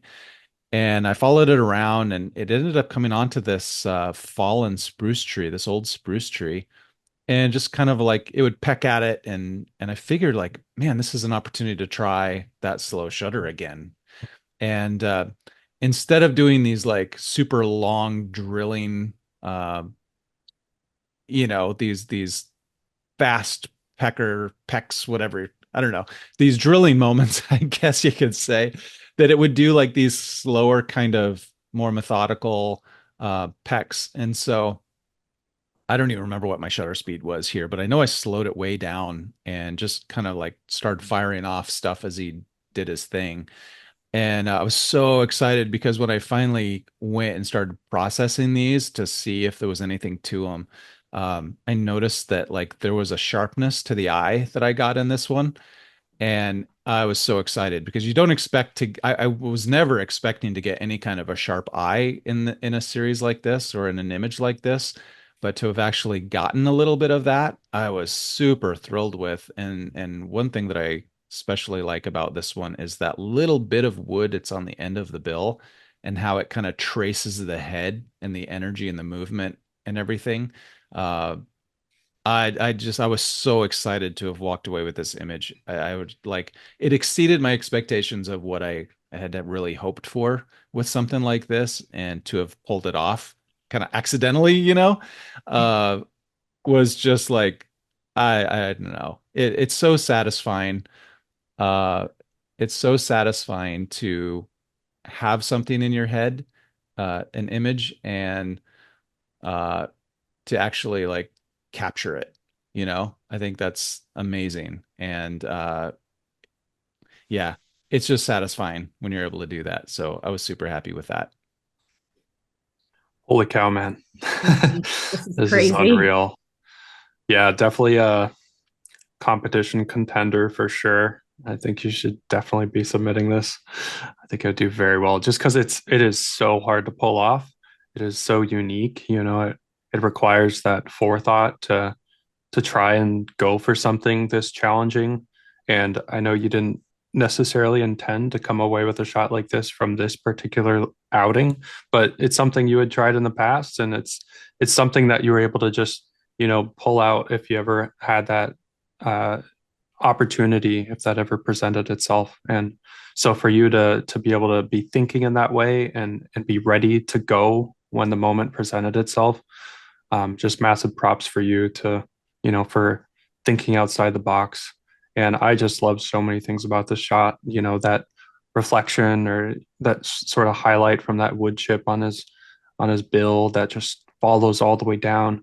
But it draws your eye to this sort of ghost of his face, hammering into the wood. And I just love how much detail there is in that sort of that ghost of a bird, if you will, and the sharpness that you have in the bird looking up. It's so well executed, very well done. Thanks. Yeah, Jamin, this is exceptional. Like it's crazy how well executed it is. I love that the wood chip, the same thing you guys have both said, but it's really cool that it's on the very tip of his beak and it's curved and coming up and it just like shows that action. And then also like all the little fuzzies right below the beak, they're these like perfect streaks down and up, and you've got the yellow in it. It's just, it couldn't be more perfect and beautifully done for the action. I love it. And then I don't know how you got the eye so clear, and the reflection of the forest in the eye is really cool. And even the tail in the back, you've got like this movement. It's everything about it is just like so perfect. And then I love the texture and the wood there where he's been pecking in it, and that's crystal clear and you can see all the lines and stuff. It's just, I don't know. I've just been sitting here staring, and every time I'm just seeing something different. Like, and then I see something over here and over there. Like everything in this image is just so cool. What all you were able to capture and execute in this. It's. I've never seen an image like this. It's very unique. Thank you. It means a lot. Yeah, really cool. All right, let's move on here. All right, this is one of the last photos that I took for the year. Went up to took a road up into the mountains near my house. It's called Arctic Valley, and I was actually kind of looking for ptarmigan, and ended up not finding any ptarmigan. But there was this little American dipper in this small little stream. And what's cool about this particular area is that it kind of like goes over this concrete barrier of a dam down into this little gully. So I was able to like kind of slide down the snow into this gully and shoot standing up eye level with the water. And so that made it super cool. And so I was just following this little dipper as he kind of just wandered around on the ice, and he would jump in the water and swim and dive in. And I just happened to be holding the shutter when it decided to jump into the water. And I knew I had some excitement. Like I know that I had held the shutter when it did it. And so I was like, oh man, did I capture something? Did I catch anything interesting? And so like gave my camera a second to, process the images before, kind of, going through them. But I was so excited to see if I had captured anything. And so like I started like just kind of looking through my images, and I was like, oh man, I couldn't believe that I had like captured this one moment of just like this midair bounce where he's just like, the bill is just like just a couple of centimeters above the water, it looks like. And so I was super excited about that, just to capture some unique action. Was really thrilling, and so I was happy. It put a big smile on my face to like walk away with an image like this. And it was a fairly short encounter too. So pretty happy with how this one turned out. Yeah, this is really awesome. I love it. I love where he's leaping and jumping from. You can kind of, where the line is, you can see a little bit of the ice crystal from where he's taking off. Mhm. And his beak is just like this sharp sword, and it's just like perfect timing of where you captured that about to go in, and a little bit of the reflection on the other side of his beak too. But yeah, I love it. I love I love photographing these guys, and I think this is the most unique shot I've seen of anybody get. I mean, this is just incredible. Really the bird just pops too, because it's like so white and bright around him, and it really just makes him stand out even more. But yeah, it's really cool. Thanks. Yeah, I love that low perspective you were able to get because of this, that elevated area that you were talking about, and the fact that you're able to stand up and shoot this at the same time. It almost looks like it looks too low to even be achievable if you were on that same ice with him. Mm-hmm. just because of the lens hood and the things that get in the way from getting that low perspective. So I think that's a really unique look where you just have that razor thin focus line. But I also love how the bottom of the frame, it almost looks like you're peering into a little bit of the water underneath the ice. It almost looks like this sort of split shot where you get that sort of under over effect. So I love It, how it that's, really does. yeah, it's sort of That's leading. cool. It's, it gives you that little perspective of the bird, diving into that underwater world. And it shows so much excitement for that bird to get back into the water and start dipping around there and trying to find little critters. Yeah, it's a very unique image. Thanks. That is really awesome, Sergius. I didn't really even notice that till you pointed that out. And now that you've pointed it out, I can't unsee it. And it almost like gives the feeling, Jamin, that you're like in scuba gear. And Yeah. like somehow you're like under the water and your camera is giving, yeah, the underwater and the above water. That now I'm even like more in awe. That's Yeah, I see awesome. that too now. So That's so cool. yeah, that's cool. Thanks. Yeah. Phenomenal. Next up, we have a rarity, which is an Arctic tern in a snowstorm, which I typically don't see. But I was really actually excited to capture this phenomenon 2 years in a row where we had a really late, like I think it was early May snowstorm, where the snow just like came down really wet and heavy. And it had happened to me the year before with some sandhill cranes that I was on, and found these pair of sandhill cranes in a small marsh, and it was just coming down. And I got some really fun images that I'm really thrilled with that year. But then like this year, like I made my way out to the marsh, and I'm anticipating photographing the terns, which had just recently arrived back in the spring, and shooting these terns, and then like it's just gently starts snowing. I'm like, what? And then like it just starts getting heavier and heavier to the point where like it was challenging to keep focus on the birds because the snow was coming down so heavy. Um, but I was so thrilled because I just think when we can get animals in in the elements like this, whether it's blowing wind or rain or snow or whatever it is, I just think that it adds so much mood and texture and interest to a photo rather than when we find them without that. There's just something about the elements that is really fascinating and adds that kind of magical appeal. So I was so stoked. I was happy that took place and I was there for it. So that's the thing, is just like being present when those moments happen and being in the right place at the right time. So Yeah, I mean, looking through all of your photos, you can, it really shows that you're conscientious of those sort of moments that are unique behavior, unique conditions to make your images stand out. And I really like how you don't shy away from the slow shutter effect and showing a little bit of that motion in the wings, getting a little bit of that wing blur while you still have that perfectly sharp eye and beak, and the rest of his body is perfectly sharp. But it just really adds so much emotion to the image when you can show some of that movement of the snowflakes and the wings. Really thank you. well done. Yeah, I appreciate Mhm. that. Yeah, I agree. I think it's so impressive that the way you captured it, because when you can tell that snow is just coming down hard and it's huge flakes. And I feel like when you're in that, it's really hard. And these birds are so fast. Yeah. It's really hard to get the focus the way that you did right there on the eye and the face and the beak.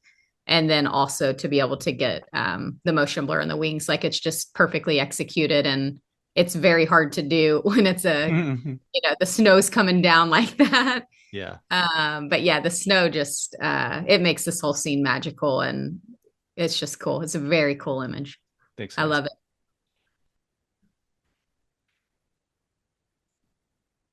And next up, I had the pleasure of going down and going into Katmai, into Halo Bay with Scott Stone.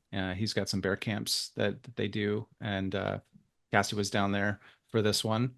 And it was just an amazing opportunity to camp out right like in the midst of bear country, and knowing that these bears are out there was a special thrill too. But um, part of it was the joy of seeing these little uh, first year cubs, hanging out with their mom, and all the playfulness that they brought, and all of the cuteness, But um, one thing I've enjoyed doing, and I enjoy seeing that in you guys' photos as well, is just like being able to incorporate the mountains into our scenes, and not just like it's not always like a close up of the animal.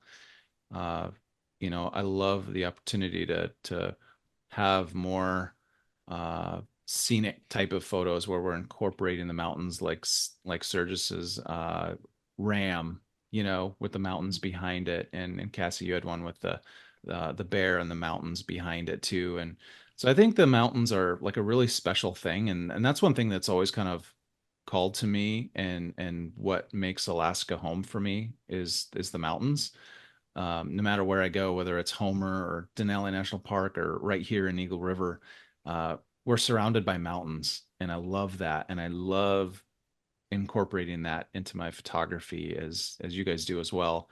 And because I think it just sets that sense of place, that we live here and these animals live here too, and this is the backdrop that we get, so rather than just have like uh this animal isolated on a background, instead, like frame it up with a little bit more mountain, and see if we can incorporate more of this beautiful environment into our nature photography. And I love how this one turned out. So this is one of my favorites for sure from that trip.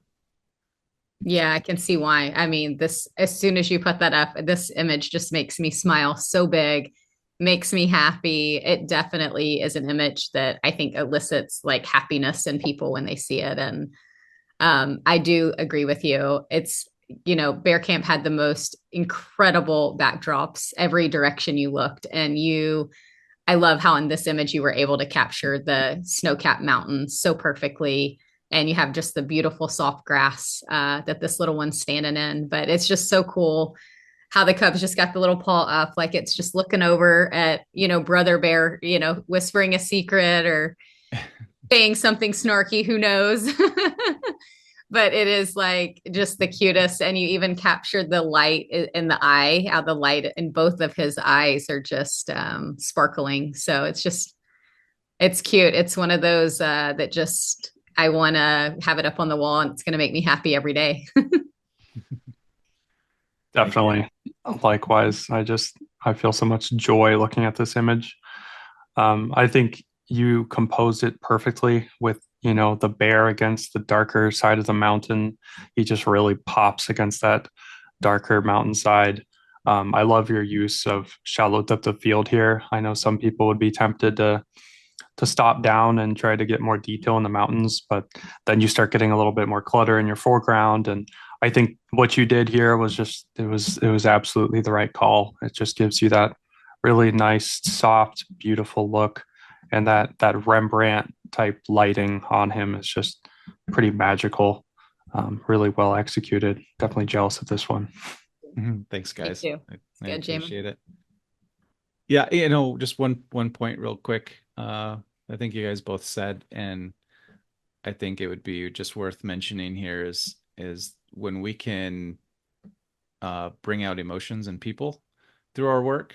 And I think that's something special. And I know you guys do it really well too, is that just being able to bring a smile to people's faces. Uh, like smiling is cool because it releases all of these chemicals, endorphins and serotonin and other stuff, to like make us feel good. Because, um, and that's a real truth, like just smiling can actually just make you feel good. And so we have the opportunity as wildlife photographers to bring that out in people and help them to maybe smile a little bit more. And so thank you both for saying that. That's a real honor to be able to elicit that kind of emotion and be able to get people to smile. So I think that's awesome. And I just want to say more than joy, it gets the audience invested in this little critter's life, and it gets them Mm. to care about this little adorable cub. When you look at this, you just want to do everything you can to protect this little guy. And yeah, it's very powerful. Yeah. Absolutely. Thank you. Thanks, guys. Next, we've got an image from Denali National Park. And like I had mentioned, I missed the caribou, which I was bummed about. But I got an abundance of moose. And this guy was just an absolute beast.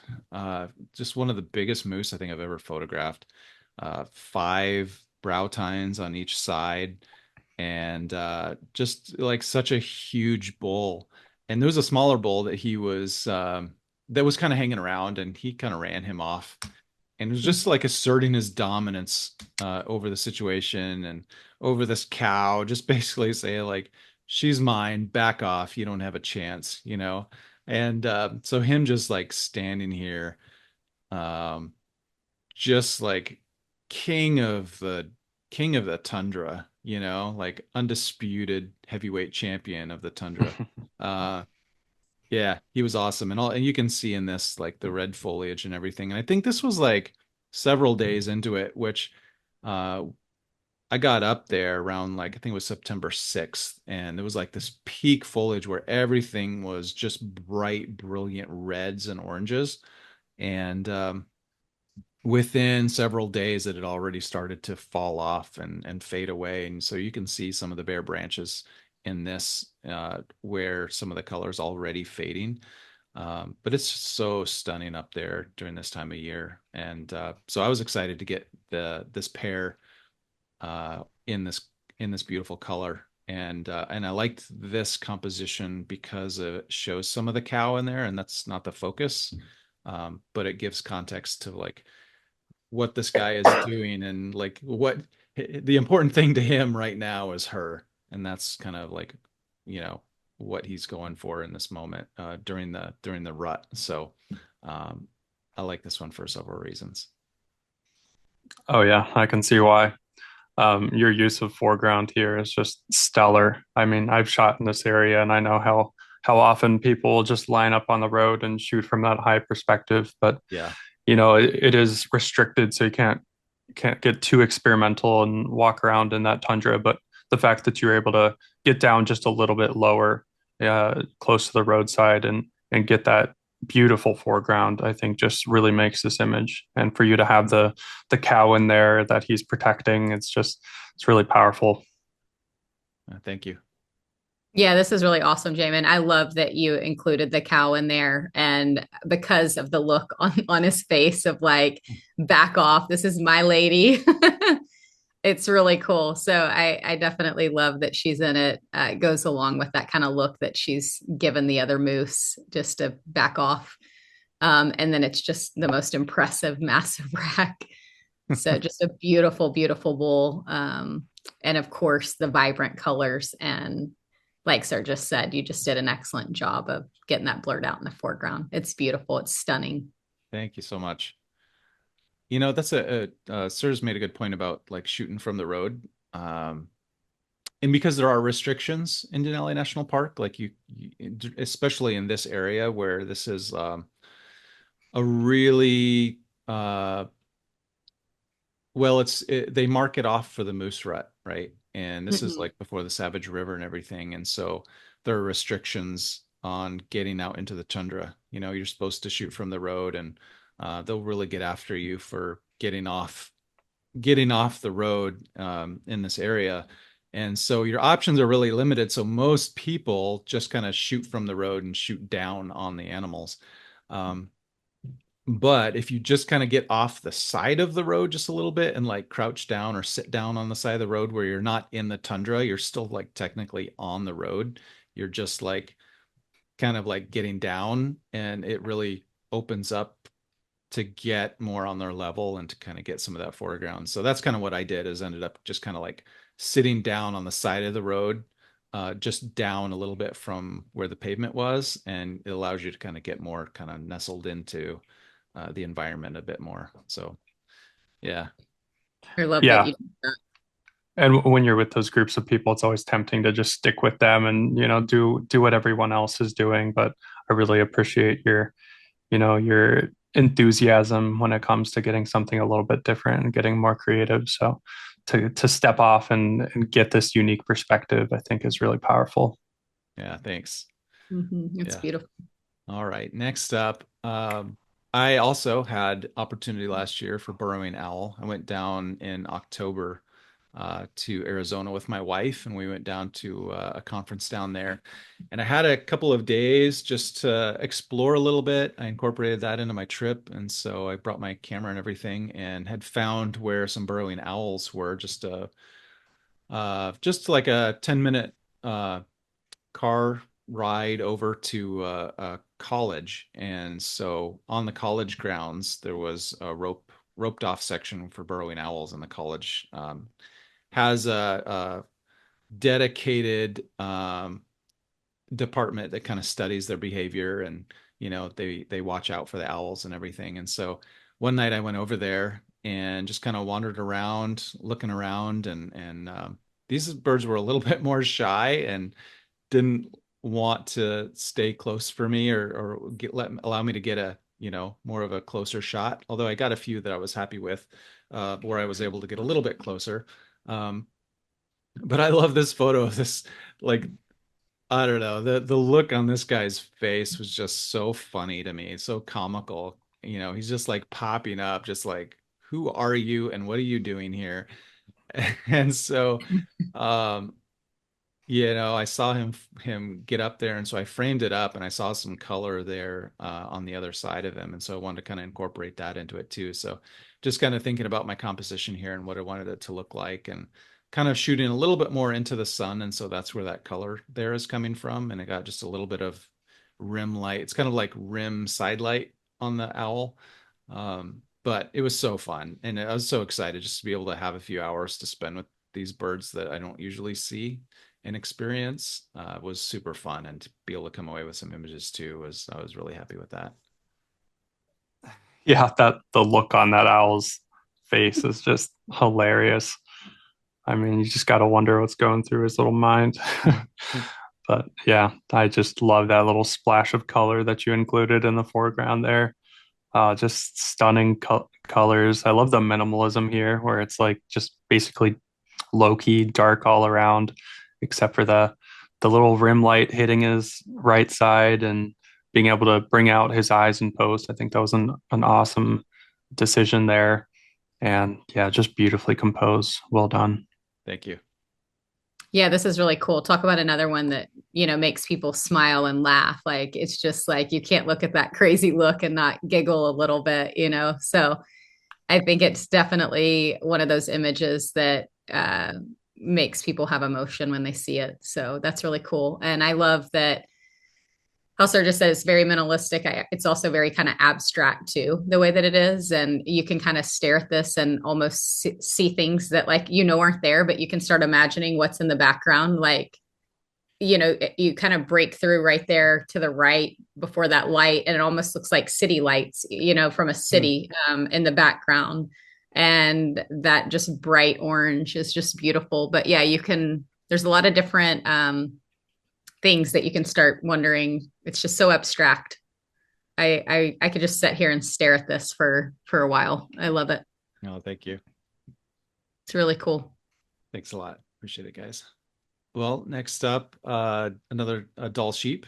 I photographed this one on turning an arm during the sheep rut, and I think I'd mentioned I'd gotten some opportunities with doll sheep in Denali National Park, and I was super happy with how all those turned out, and just getting to spend like 4 hours with the doll sheep there in the fall colors was beautiful. And it was a tough call to like which one was my favorite. But ultimately I ended up with this one because well, I think it's the snow really that does it for me in this one.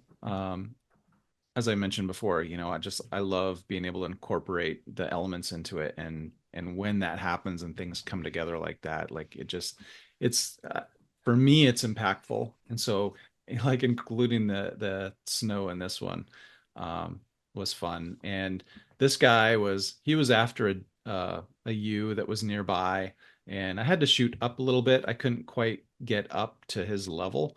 So he's looking down on me a little bit, but I love the rocks and stuff behind him, and the color and the stuff that's going on around there, the textures in the rock and all that kind of stuff. So I was really happy with this one, and I love that he's a full curl ram and just a stud, just like they're braving the elements to get the girl.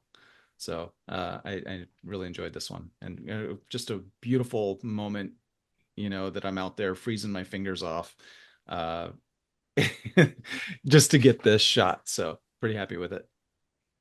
This is so cool. Actually love that he's looking down on you and that you're not necessarily eye level. It gives this sense that you're literally hanging on the side of this cliff side with him, like right on the edge. And the way that you're angled up, I love that you bring in like being able to see the snow, like snowstorm that's going on around you. Um, but it's kind of calm, just like right in front of his face. But then you get the sense that the weather is just crazy behind him. But yeah, it's really cool. It's really beautiful. Huge curl. Like that's amazing. Yeah, thank you. Yeah, you made a comment about my bear photo with the crepuscular rays coming down, and making that decision to not necessarily try to preserve all of those highlights. And I like the decision here to blow out that sky just a little bit, and it just adds this really cool ambiance to the photo where you get this different kind of lighting, directional lighting coming from that top right of the frame. I think that adds to it a lot. And just getting such a nice looking ram with the sort of similar color in his eyes as the orange lichen on the rocks behind him, I think is a really powerful. Yeah, I just love this shot. And I like the decision to go with maybe like a 4x5 crop. I can't tell exactly what that is, but yeah, it's just really well done, and I like all the decisions that you made going into it. Thanks. Yeah. Appreciate that. Yeah. It's funny with all these images, like you guys both know, it's like, all right, what am I going to do for this one? Like, how should I crop this? Like, or do I crop it at all? And like, there's a Mhm. bunch of decisions that we need to make, like both in the field and in post that like go into all this stuff. So yeah, thanks for pointing Yeah, I that love out. how you did this one. All right. Next is this Harlequin duck. Man, this was such a neat moment, guys, because I was photographing a pair of spotted sandpipers on the river, just like a mile and a half from my house, where the Eagle River kind of just trickles through. And it was in the spring, and I had already gotten some killer shots of this spotted sandpiper that had kind of perched on top of this stump driftwood, and the sparkling bokeh of the ripples of the water as the sun was going down. Like I, I was so happy with that, right? So I'm already thrilled with what I'd gotten. And then like I'm laying on the rocks at the beach, and like all of a sudden like I hear a splash, and I look over to my right, and there's a harlequin duck like right on the corner of where the river bends, and just starts swimming my way. And I'm like, I'm flat up against the rocks, and I'm like, I tell myself, don't move, because like if I move, this bird is gone, right? Because they're pretty skittish. Yeah. And so I was able to just kind of like really quietly and carefully just sit there. And the sun was going down, so it's causing all of these ripples in the water. And I was just hoping it was going to swim through this golden sparkles of where the sun was shining through the water and reflecting off of it. And got so excited when he did it, when it actually happened. And it's kind of like that similar type of feeling that I'm sure Serge had when the bear uh, and the moon was rising behind the bear, and I just mean that in terms of like the excitement level of like, oh man, this is going to happen. Like, Yep. I can't believe it's happening. Like, this is going to be one of those kind of special images. And I think like I get excited about that whenever I have like this golden kind of bokeh stuff because I just love it, But that was the excitement that I was feeling in that of just getting what I was hoping for to actually happen. That excitement is just, I love those moments in wildlife. Yeah, and I could tell that you were just incredibly excited about this moment. I remember you texting me that you had this harlequin and spotted sandpiper and just this unbelievable golden light. And I was so excited to see that the images that you came away with. And I think it's awesome that this photo made it into your top 10 because you can just tell, how proud of you are of this moment and just the excitement that went into this experience. And yeah, I mean, the end result is just unbelievable. The liquid gold in the background, the Mm. crazy textures in those bokeh balls. I mean, it looks like you used some sort of artsy lens with some unique aperture to create that effect. But I know it's just crazy conditions that it's hard to plan for that sort of thing, but it's just magical when it all comes together. And yeah, way to go. Just Thanks. sticking with it and staying patient for this guy because I know how skittish these harlequins could be. It is not easy to get this close. Yeah, for sure. Thank you. Yeah, this opportunity is unreal to have this happen. I love it. I think just the like you said, liquid gold. I mean, just the gold bokeh everywhere and all the different lines in it. It's just a stunning, gorgeous image. And I love how you just got the harlequin right there with it just completely surround with gold bokeh. I mean, it's just I can only imagine you in that moment. How exciting that was. Yeah, for sure. Thank you. Yeah, it's amazing. Appreciate it. All right, getting close to the end, guys, but this little horned puffin, I got to spend a couple of days on the ends of my trip to Katmai to spend in Kodiak, kind of exploring around. And Kodiak is a beautiful place, and there's so much to check out and explore. And so I definitely wanted to have a couple of days to explore that area, both before and after my Katmai experience. And I was able to get this horned puffin that was swimming in the water not far offshore, and just spent some time with this bird. It was overcast conditions, so all the water was kind of just really light colored, reflecting the sky. And then yeah, he went in for a wing flap, and so I held down my shutter, and I was so happy to end up with this, where his wings are just full spread up.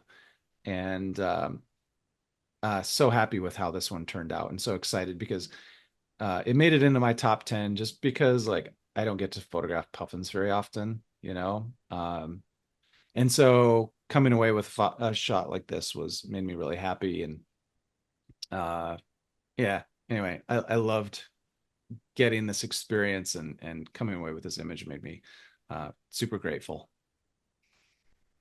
Jamin, you are so artistic and so creative. Like, I just love what you do with your images. This is really cool. I like how you kind of blew everything out and then just you have the water line across there. And it just really makes the puffin just stand out. And just, I love the look that the puffin kind of has in its eye looking forward and the wing just straight out and above.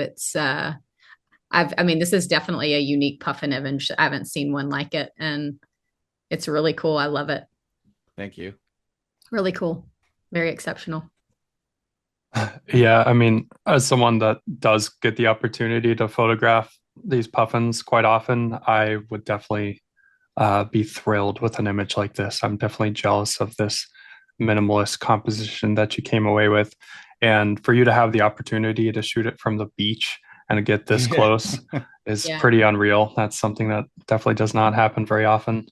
And I just love the dreamy aesthetic of the high key that you went for while still preserving a little bit of detail and color in that water line.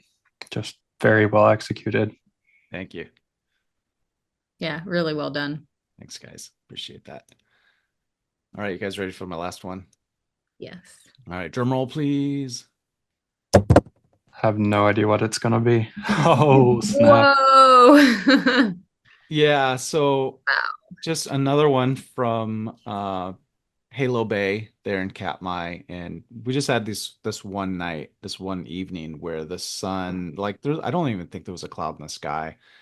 So the light in the daytime was harsh, but when it came evening, it just made for this magical experience. And as the tide went out, the bears started coming out as well, and they came out to the coast and started fishing, and they were getting a lot of flounder and some salmon as well. And so I saw what was happening with the sun going down, and so there was some bears, a couple of bears that were hanging out kind of towards the sun with the mountains behind them. So uh, I saw the opportunity to get more of a silhouette, and just because these bears are so shaggy in this golden fur that they have normally, saw the opportunity to go with more of a rim lit kind of. I love this look. It's one that I've gotten the opportunity to do several times with like moose and some other stuff, like various birds and whatnot, where you get that kind of rim lighting. Uh, so I was so happy with this one, and then to get like the golden sparkles in the water too was just like the cherry on top, you know. But I was super happy with this one, and all the just the fur that was lit up with it just made me super happy. Oh man, I mean, yeah, I can tell you're always trying to go after this sort of lighting with any species, and so for you to get this with the golden bokeh balls and everything, and the rim light on a bear is just something else. And that's something that you really don't get the opportunity to shoot very often, and it's one of those things that I think you really have to just be out there in these bear camps, and it provides that incredible opportunity where you can stay out with these bears in morning and evening light. And yeah, I'm just really jealous of this encounter. It looks absolutely phenomenal. Yeah, very well done. Thanks. And I just wanted to mention that I know how the silhouettes can be tough to work with when they have like their paws or legs crossing over. And so for you to be able to bring out some of that highlight in his front left paw, the back of that leg, and for you to bring out some of that detail in post, I think is just the best decision. I think that just makes this whole image just perfection. Really well Thank you. done. Yeah, I appreciate that. Yeah, this is wow. Just wow. Just absolutely incredible. I love it. I love how you just this beautiful edge, around the entire bear, just golden lit up, and then just this bokeh below him. It's just the coolest thing. And I got to be there when you shot it. And so just that memory is such a great memory. But what I think is so cool about you, Jamin, is, and what I had was so fun for me watching you shoot this image was one, seeing how excited you get when you see those great backlit opportunities. But was you like really sharing with other people? Because we had a few other people that were there and they saw what you were doing, and then you would show, they were like, what in the world are you doing? And then you showed like what you were getting, and they were like, oh my gosh, that's so cool. I want to do that. And I just love your heart to like help other people. And, it was neat because after you did that, I got to see the joy on the other people's faces when this moment happened, and they were taking what you had shared with them and taught them, and they were smiling and beaming, getting to try to do and capture the same thing that you were. And I just think that's an awesome thing about you. And so seeing this image, it's absolutely gorgeous. It wows me, but it brings back that memory of seeing you and the other guys there capturing this moment. It's really cool, really special. Thank you. That's really nice of you to say that. And I do enjoy that. And I think that's one uh, thing that, Sergius and I have gone and we've guided trips together. And I think him and I both really enjoy just being able to share what we love with other people, and share with them not only the experience, but also share our vision and show them the possibility of what can be. Because I think we all need that, to be able to see the possibilities that are there, and whether we choose to do that or do something else with it. But at least like knowing what those possibilities are and that they exist. I love to do that, and I love to share that with other people. So thank you for sharing that. And one other thing about this situation that I just remembered is like how cold the water was, and like I was Oh, on my knees, and I probably would have been better to like sit on my rear end. yeah. But I was on my knees, like crouched over, uh, just holding my camera up, waiting for various compositions and stuff to happen. I remember being like my knees and my legs were so cold, and I couldn't get up because I needed help to. I was like, help! I've fallen and I can't get up, But it was tough because like everything, the coldness of the water, like Yeah. stiffened up my knees to the point where like I had a hard time getting up, but it was totally worth it. Yeah. That water was ice cold, and the wind at times was made it even more cold. Yeah. Yeah, this is stunning. It's just so beautiful. So beautiful. Thanks. Killer. Well, I think that's it. That's my last one, guys. And yeah, that was fun, guys. It was great to see all of your images and see what you guys like, and kind of, it's interesting seeing what you share in your top 10 versus like, for instance, like what you might put in your calendar. And I think that that's something worth noting because um, I think the public persona and perception of your images and how it's received by others versus what you think is one of your favorites is a different thing. Mhm. Um, because I think part of that, what goes into that is like what will sell, right? Like if there's a calendar or a print or something like that, your mindset is more like what has the kind of mass appeal of what's going to sell and what's going to be received by the public. But when you can just aren't restricted to that, and you can just share like, what are my favorite images? What are impactful to me? What memories are associated with those images? I love to see that. That's what I enjoy. So you guys getting to share not only your images, but the stories behind them is impactful for me and important for me. So I really enjoyed uh, all of that, hearing the stories behind them and seeing your beautiful images. So that was really awesome. Likewise, yeah. I know how many incredible photos both of you are constantly taking, so it's really fun to see, the top 10 that stood out for you personally, and all the experiences that went into making that photo special for you personally. So it's really cool to see and hear all of the behind the scenes of all these fun images. Yeah, I loved it. I loved hearing y'all stories. It just makes your images come to life. Yeah, that's a good way of putting it. Making sure Yeah. images come to life. I like that. Well, guys, we got to share some great images, and I want to talk before we end about 2025 because here we are. January is almost over, and I don't know about you guys, but I haven't done a ton of shooting. I've been just it's been cold and like non-winter here, so Mm. we're getting a slow start to 2025. I did though get a chance to go down, and Sergius and I got to shoot together down in Homer like a week and a half ago or so with great grays. So that was super fun. That looked pretty But epic. yeah, but I want to hear what you guys have in store for 2025. You know, where are you going? What are the plans? And then also, please share. Um, I guess like what are you going to be trying? What are you going to do differently? What techniques do you want to try, and what kind of styles are you looking to explore into? And so share some of that. And as you're progressing as a photographer, like what kind of things are you looking at doing that you haven't yet done and are eager to start incorporating into your wildlife photography? And Serge, why don't you kick us off? Yeah, so I plan on using that same passion and drive that I've had the previous years and getting images that stand out, but I'm using a couple different new tools to hopefully make that happen.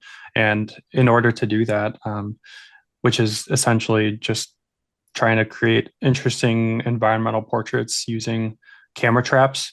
And there's a lot of planning that has to go into that, a lot of tracking, a lot of setup prior. So it can take months and months to figure out, the ideal spot for that sort of thing. So I'm going to, sort of take a more methodical approach, I think, in 2025. In previous years, I've just been constantly, going after uh, anything that is presented, any species in Alaska that I hear about, I'm just like, all right, I'm up to Denali. I'm going to be gone for a week and just chasing things left and right. So I'm going to take a step back and stay a little bit more local, at least for this winter, and just try to put a little bit more thought into what I'm doing, rather than just chasing everything and spreading myself too thin and burning myself out. Um, so yeah, I'm excited to mess around with some camera trap. Uh, there's all sorts of you know gadgets that go into it. A lot of tinkering, a lot of figuring out the different electronics that are involved with flashes and whatnot. So I'm gonna just spend some time researching that, trying to figure out how to succeed out there when it comes to camera trapping. But then I've also got a couple big trips that I'm excited about this year. I don't know if the video is going to come out in 2025, but I will be doing a couple trips to photograph wood bison and document them, with my brother. So we're working on a documentary on the wood bison, which is the last wood bison population in the United States. They were reintroduced to two separate areas in Alaska. One's over by Shagaluk, sort of in the direction of Bethel, just way out in the middle of nowhere. And then another one, they did a Fish and Game did a sort of a soft release of a new herd, over by Fairbanks. And so we're going to get up there and document that slow release where they're going to open up different sections of the pen and see how the bison handle that environment and see how they do, actually starting this May. So it's coming up fairly soon. So I'm really excited to get out there and see a new species. We've also got plans to get out to Kyrgyzstan and document the snow leopards and some of the feral dogs that they have that are just kind of wreaking havoc on a lot of the wildlife in that area. So my brother and I are working with another this athlete that actually went to our same college, St. Olaf College, and he's had these sponsors from North Face and all these big companies over there in China. And so I'm really excited to work with him. And he's also a very talented landscape and athlete photographer. So it'll be really fun to meet some new people and see some new species, check out a different part of the world. We're still working on getting funding for that. So yeah, just hoping it all pans out. But got some other guiding trips here and there in between as well. Doing a trip to Nome late May, early June to photograph the spring calves and the bird migration through that area. Yeah, got a bunch of other workshops in the works. So should be a good year. Really looking forward to it. Yeah, that sounds amazing. Sounds like a lot of adventures. So that's exciting. And I love, like, I've been to Nome in the spring, and so I know how amazing the not only the bird migration is, but to photograph the muskox and the calves that are there is really special. So that's sounds really fun. I can't wait to see what you got going on, the things you do. So yeah, it's fun. Cassie, That what sounds about you? so awesome. Yeah, that sounds pretty amazing. I love Nome. I think it's so beautiful up there. So gorgeous. Yeah. So I guess moving forward this year, just keep challenging myself to be more creative, think more outside the box, play with the shutter speed more, play with backlit stuff more. Just try to push myself to be more creative. Don't just take an image, but try to also look to like be able to tell a story through that image and plan things out and be more thoughtful and intentional.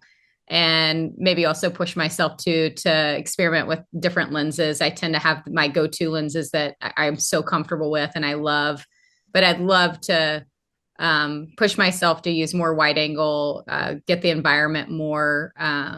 So just some of the stuff that I don't typically do, just try to push myself to do it and just keep growing and getting more creative and just doing things that are different.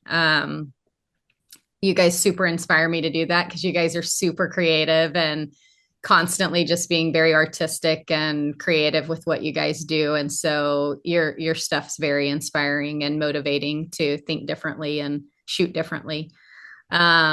And then this year, I'm going to a bunch of different places. I head to Ecuador tomorrow morning, actually. Oh my I'm gosh. so excited. First time there. The Andean bears are there. And I'm just really excited to meet the local people there and experience a new and different culture that I've never been to. And then obviously see the Andean bears and hike. There will be a lot of hiking going on. And I love to hike. And so that should be a lot of fun.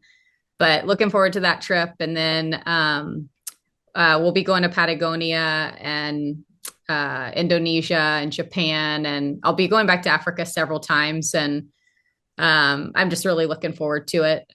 Just new places to explore and different cultures. And just want to try my best to capture it and be able to share it with other people. Like you said, that's the coolest thing being a wildlife photographer is hoping that when you share your work, it can make somebody smile or move people to care more about that animal and make a positive difference, in the world. And that's what it's all about. And the other aspect for me is I just absolutely love the people you meet along the way. And so being able to work with clients and lead some tours this year and make new friends and share that with other people is super powerful and rewarding. Got some big trips planned. That's so exciting. Can't Yeah. can't wait to see what you get. Thank you. I'm excited to see and follow along on your snow leopard trip. That sounds pretty awesome. Yeah, fingers crossed that Yeah. actually pans out. Yeah. Yeah. That's pretty cool. Yeah. What an opportunity. What a great opportunity that you have, Cassie, to be able to uh, go out to some of these places. I mean, that's, every wildlife photographer's dream, I think, to be able to explore the world and share your experiences through your lens. And that's a lot of fun. And not only that, but share that experience with other people and help them to make the most of their time and the opportunities they have too. So I know you're guiding. So that's pretty awesome. And I know that I'll be watching and waiting for images and excited to see what happens and all of that. So and that's going to be really fun to just kind of see both of your journeys. Um, yeah, but I don't have a lot planned this year, to be honest. I've got some ideas of some stuff that I can do. Last year, um, last year I decided to kind of take a step back from guiding a lot and kind of focus on kind of doing more of the photography I wanted to do. In the years before that, I was spending up a lot of my paid time off, because I have a full-time job. Mhm. And so I was using up all of my time off to guide. And while I love that, and had some amazing opportunities, uh, I still there was a few things I wanted to do that I wasn't able to do. And so I was like, I made the decision to kind of step back a little bit so that I could, for one of those was like being able to spend a week in Denali National Park. Like I wanted to do that so bad in the fall. And so but to do that, I had to save up for a week of vacation time. So I made that happen and it was so fun. I just enjoyed that so much. So I don't know if I'm going to do that again this year. There's certainly that possibility, but I've also got a lot of other things I'm starting to think about. Like in the spring, I've done like the down in Kachemak Bay, down in Sergius's area. Every spring they do like the shorebird migration, and it's always so fun. And I've been doing that since like 2019 or something, 2018, 2019. I've been going down there. So I started to think this year, like maybe I don't do that this year, what else could I do? Um, just to like do something different. And so I've been thinking about maybe driving the Alcan, the Alaska Canada Highway, because I know that a lot of people have a lot of experiences with wildlife on the Canada Alaska Highway. So like, maybe I'll do that, or the other possibility is going up to Denali National Park during the spring to see what I could find there. And so I'm kind of weighing my options there, and then thinking about maybe in the fall going down to like either the Tetons or Yellowstone or something like that, and getting out of Alaska a little bit. Might also go to Kodiak and explore some of that a little bit. So I've got possibilities, and I just haven't pulled the trigger on anything or made any big decisions, but got a lot of family activities planned. My kids are 10 and 8, so spending a lot of time with them is high priority, and I don't want to miss out on these opportunities with my kids. And being a dad has been super rewarding, so I want to make sure that I make the most of this time when they're still want to hang out with me Yeah. to actually hang out with You're them so too. cool. Yeah. And Yeah. so we've got a bunch of like family camping trips and stuff planned. So, definitely want to kind of make room for that. And also like, at the same time, I want to be able to get out and do some little things here and be out in nature, because I just love being out there. But the beautiful thing about being in Eagle River is, you know, wildlife and wild places are accessible right from home, within just, 10-15 minutes even out my door. And so making the most of every opportunity and getting out. And one thing I've got, I just bought a 50 millimeter 1.4, and it's an older kind of f-mount lens, but it's something I can just put in my pocket, which was inspired by Sergius, because he often is just carrying around this little 50 millimeter with him, and like he can just put it in his pocket and change out in a moment and go to this like wide angle fun lens just to try something different. And so you inspired me to try that for myself and to see if that's something I wanted to do. And so I found this used lens and was like, I'm just gonna pull the trigger on this. And I've also got a 24 to 120 that I've had for like a good year now. And so trying to use that a little bit more and get, like I mentioned before, like get mountains and stuff and incorporate more landscape when I can. I think that'll be a lot of fun too. So, and then I've got some ideas for the rest of the winter of doing some like remote shutter stuff and yeah. So I think there's plenty of things to be creative. We can be creative in our own backyards um, when we don't have the opportunities to travel. And so I'm going to be kind of living vicariously through you guys and watching your adventures. And, well, while I have my own little adventures in the back country of the Eagle River here. Well, it's an absolutely beautiful habitat there in your backyard. So It really I is. think you're going to come away with some pretty incredible images with those lenses that you're experimenting with. Can't wait to see what you get. Yeah, it should be fun. Same. And I love how you're pouring into future creators too. Like I love how much you pour into your kids and pass on your passion and your love for photography and wildlife onto them, because that's a really special gift that you're given to them. Yeah, thanks. Yeah, it is fun to pass that on. And I've taken my son out on photography trips, and have sat down with him and let's edit your photos. And he's been excited to share those, and I've posted those on my Facebook page. And but my daughter really loves insects, so I think this year I've got a macro lens. I think it's like a 90 millimeter macro, so I'm gonna throw that on, like I think my Z6 II, and let my daughter just kind of explore her love of bugs through the lens That's and cool. see what she comes up with. So that'll be fun. So kind of get them both introduced to photography and what it could mean. And she's especially artistic. She loves to draw and she's always creating stuff. So she might take to that, but who knows? Yeah, that's fun. No pressure. Yeah. No pressure, It sounds Jake. like a blast, though. Yeah. Anytime you go on a trip with your son, it's really fun to see some of his images that he pulls away with. It's really impressive stuff. Sounds like he's learning really quickly. Yeah, I think so. I think it's mostly for him sometimes about hanging out with dad. So, Yeah. but I'll take that any day. Yeah. Take it while it's there. They grow up so fast. Yeah, yours are already at the house.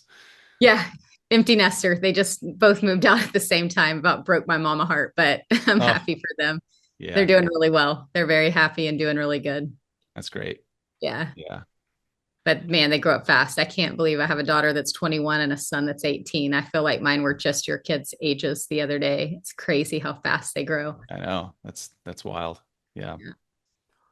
One quick thing that we did forget to mention, Jamin, Yep. we are doing a moose workshop in September that That's we're right. really excited about. I am So excited about that. yeah, we've got some open spots there, and it'll be fun to get out there and experiment with some of these wider lenses because those moose are just so great to work with. Yeah. That's Yeah. exciting. I am excited about that one. And this year, I haven't put myself on the big restriction of like not doing guided trips because last year you and I, Serge, we did the Women in Wildlife came and we did a week in Homer in March, and that was super fun. We had a great response and we had a great time with those ladies. So that was so fun, and I loved that opportunity. Um, I think I only did like a few individual tours like the rest of the year because I cut back so much. But I'm totally, yeah, we'll see what happens with stuff, but I'm not against guiding this year and see if any opportunities like that. I know we have that one that we're have on the calendar, but we'll see if any others come up and what that might look like. So yeah, That's lots of awesome. possibilities, guys. Yeah. I know the Yeah. Women in Wildlife group absolutely loved coming down to Homer with you guys. They had a blast. Yeah, and we got some surprises too. It was fun because we well, one night we were we were just talking, hanging out afterwards, just Sergius and I, after dark and everything, after everybody had kind of went home, um and we had heard about a great gray that somebody had spotted. And so up to that point, like we were just shooting like otters and ducks and things, gray crown rosy finches and stuff that was around the spit. And so we didn't tell anybody until like we got there the next morning, and we both like walking with these big grins on our faces, and everybody knew. They're like, what's up, guys? Like, you both came in here with this little pep in your step, like what's going on? And so we were like, so change of plans, we're going after a great gray. And you could see like everybody's like, what, shock. And like, anyway, we ended up finding this bird pretty easily, and got to Wow. spend like we spent like a good amount of time Mhm. photographing Yeah, that bird. So probably a couple hours. Got to watch yeah, them hunt and land on some pretty epic perches with some nice mountain backdrops. It was a blast. yeah, yeah, that Cool. was super fun. So that was like the cherry on top of like they were already having a great time, and so like Yeah, but add this great gray on. Yeah, yeah, mine's blown then. yeah, yep, super That's fun. amazing. So yeah, that'd be really fun to do another trip like that, Yeah. because it's so rewarding down there in Hmm. March. So fun. So yeah, well, guys, had a blast talking to you guys. I think it's worth mentioning real quick that we're hoping to get together more often and share our experiences and share photos and talk about photography, not only in Alaska, but wherever else our adventures take us. So please stay tuned to this channel in the future, and hopefully we can make the time. It's always a challenge to kind of like cut out an hour or two of our busy lives and get together. But this has been so fun to talk to you guys, and loved hearing the stories and seeing the photos. So we're going to try to do more of this, and also maybe something a little extra down the road. So we'll see how that goes. I don't want to spoil things, but we've been talking and have some ideas for what we could do to make things interesting. So been super fun. You guys are great to hang out with and talk photography with and share images. So thank you, and thank all of you for joining us. It's just been a delight, and we hope you've enjoyed hearing all of the stories and seeing all the images. And you guys can find links for all of our top 10s in the description below. A lot of them will be on our website. Also, I want to encourage you to check out Sergius's YouTube channel. That'll be linked below, and you'll be able to see some of his videos that he's been putting out with his brother. Those are awesome to watch, these documentary style videos he's been doing. Just the time and the energy that they're putting into that, and the quality is well worth your time. So please go check those out. You're going to enjoy that. And until we see you again next time, thanks for joining us again. We'll see you later. Thanks, guys. Thanks for watching. Thanks for watching.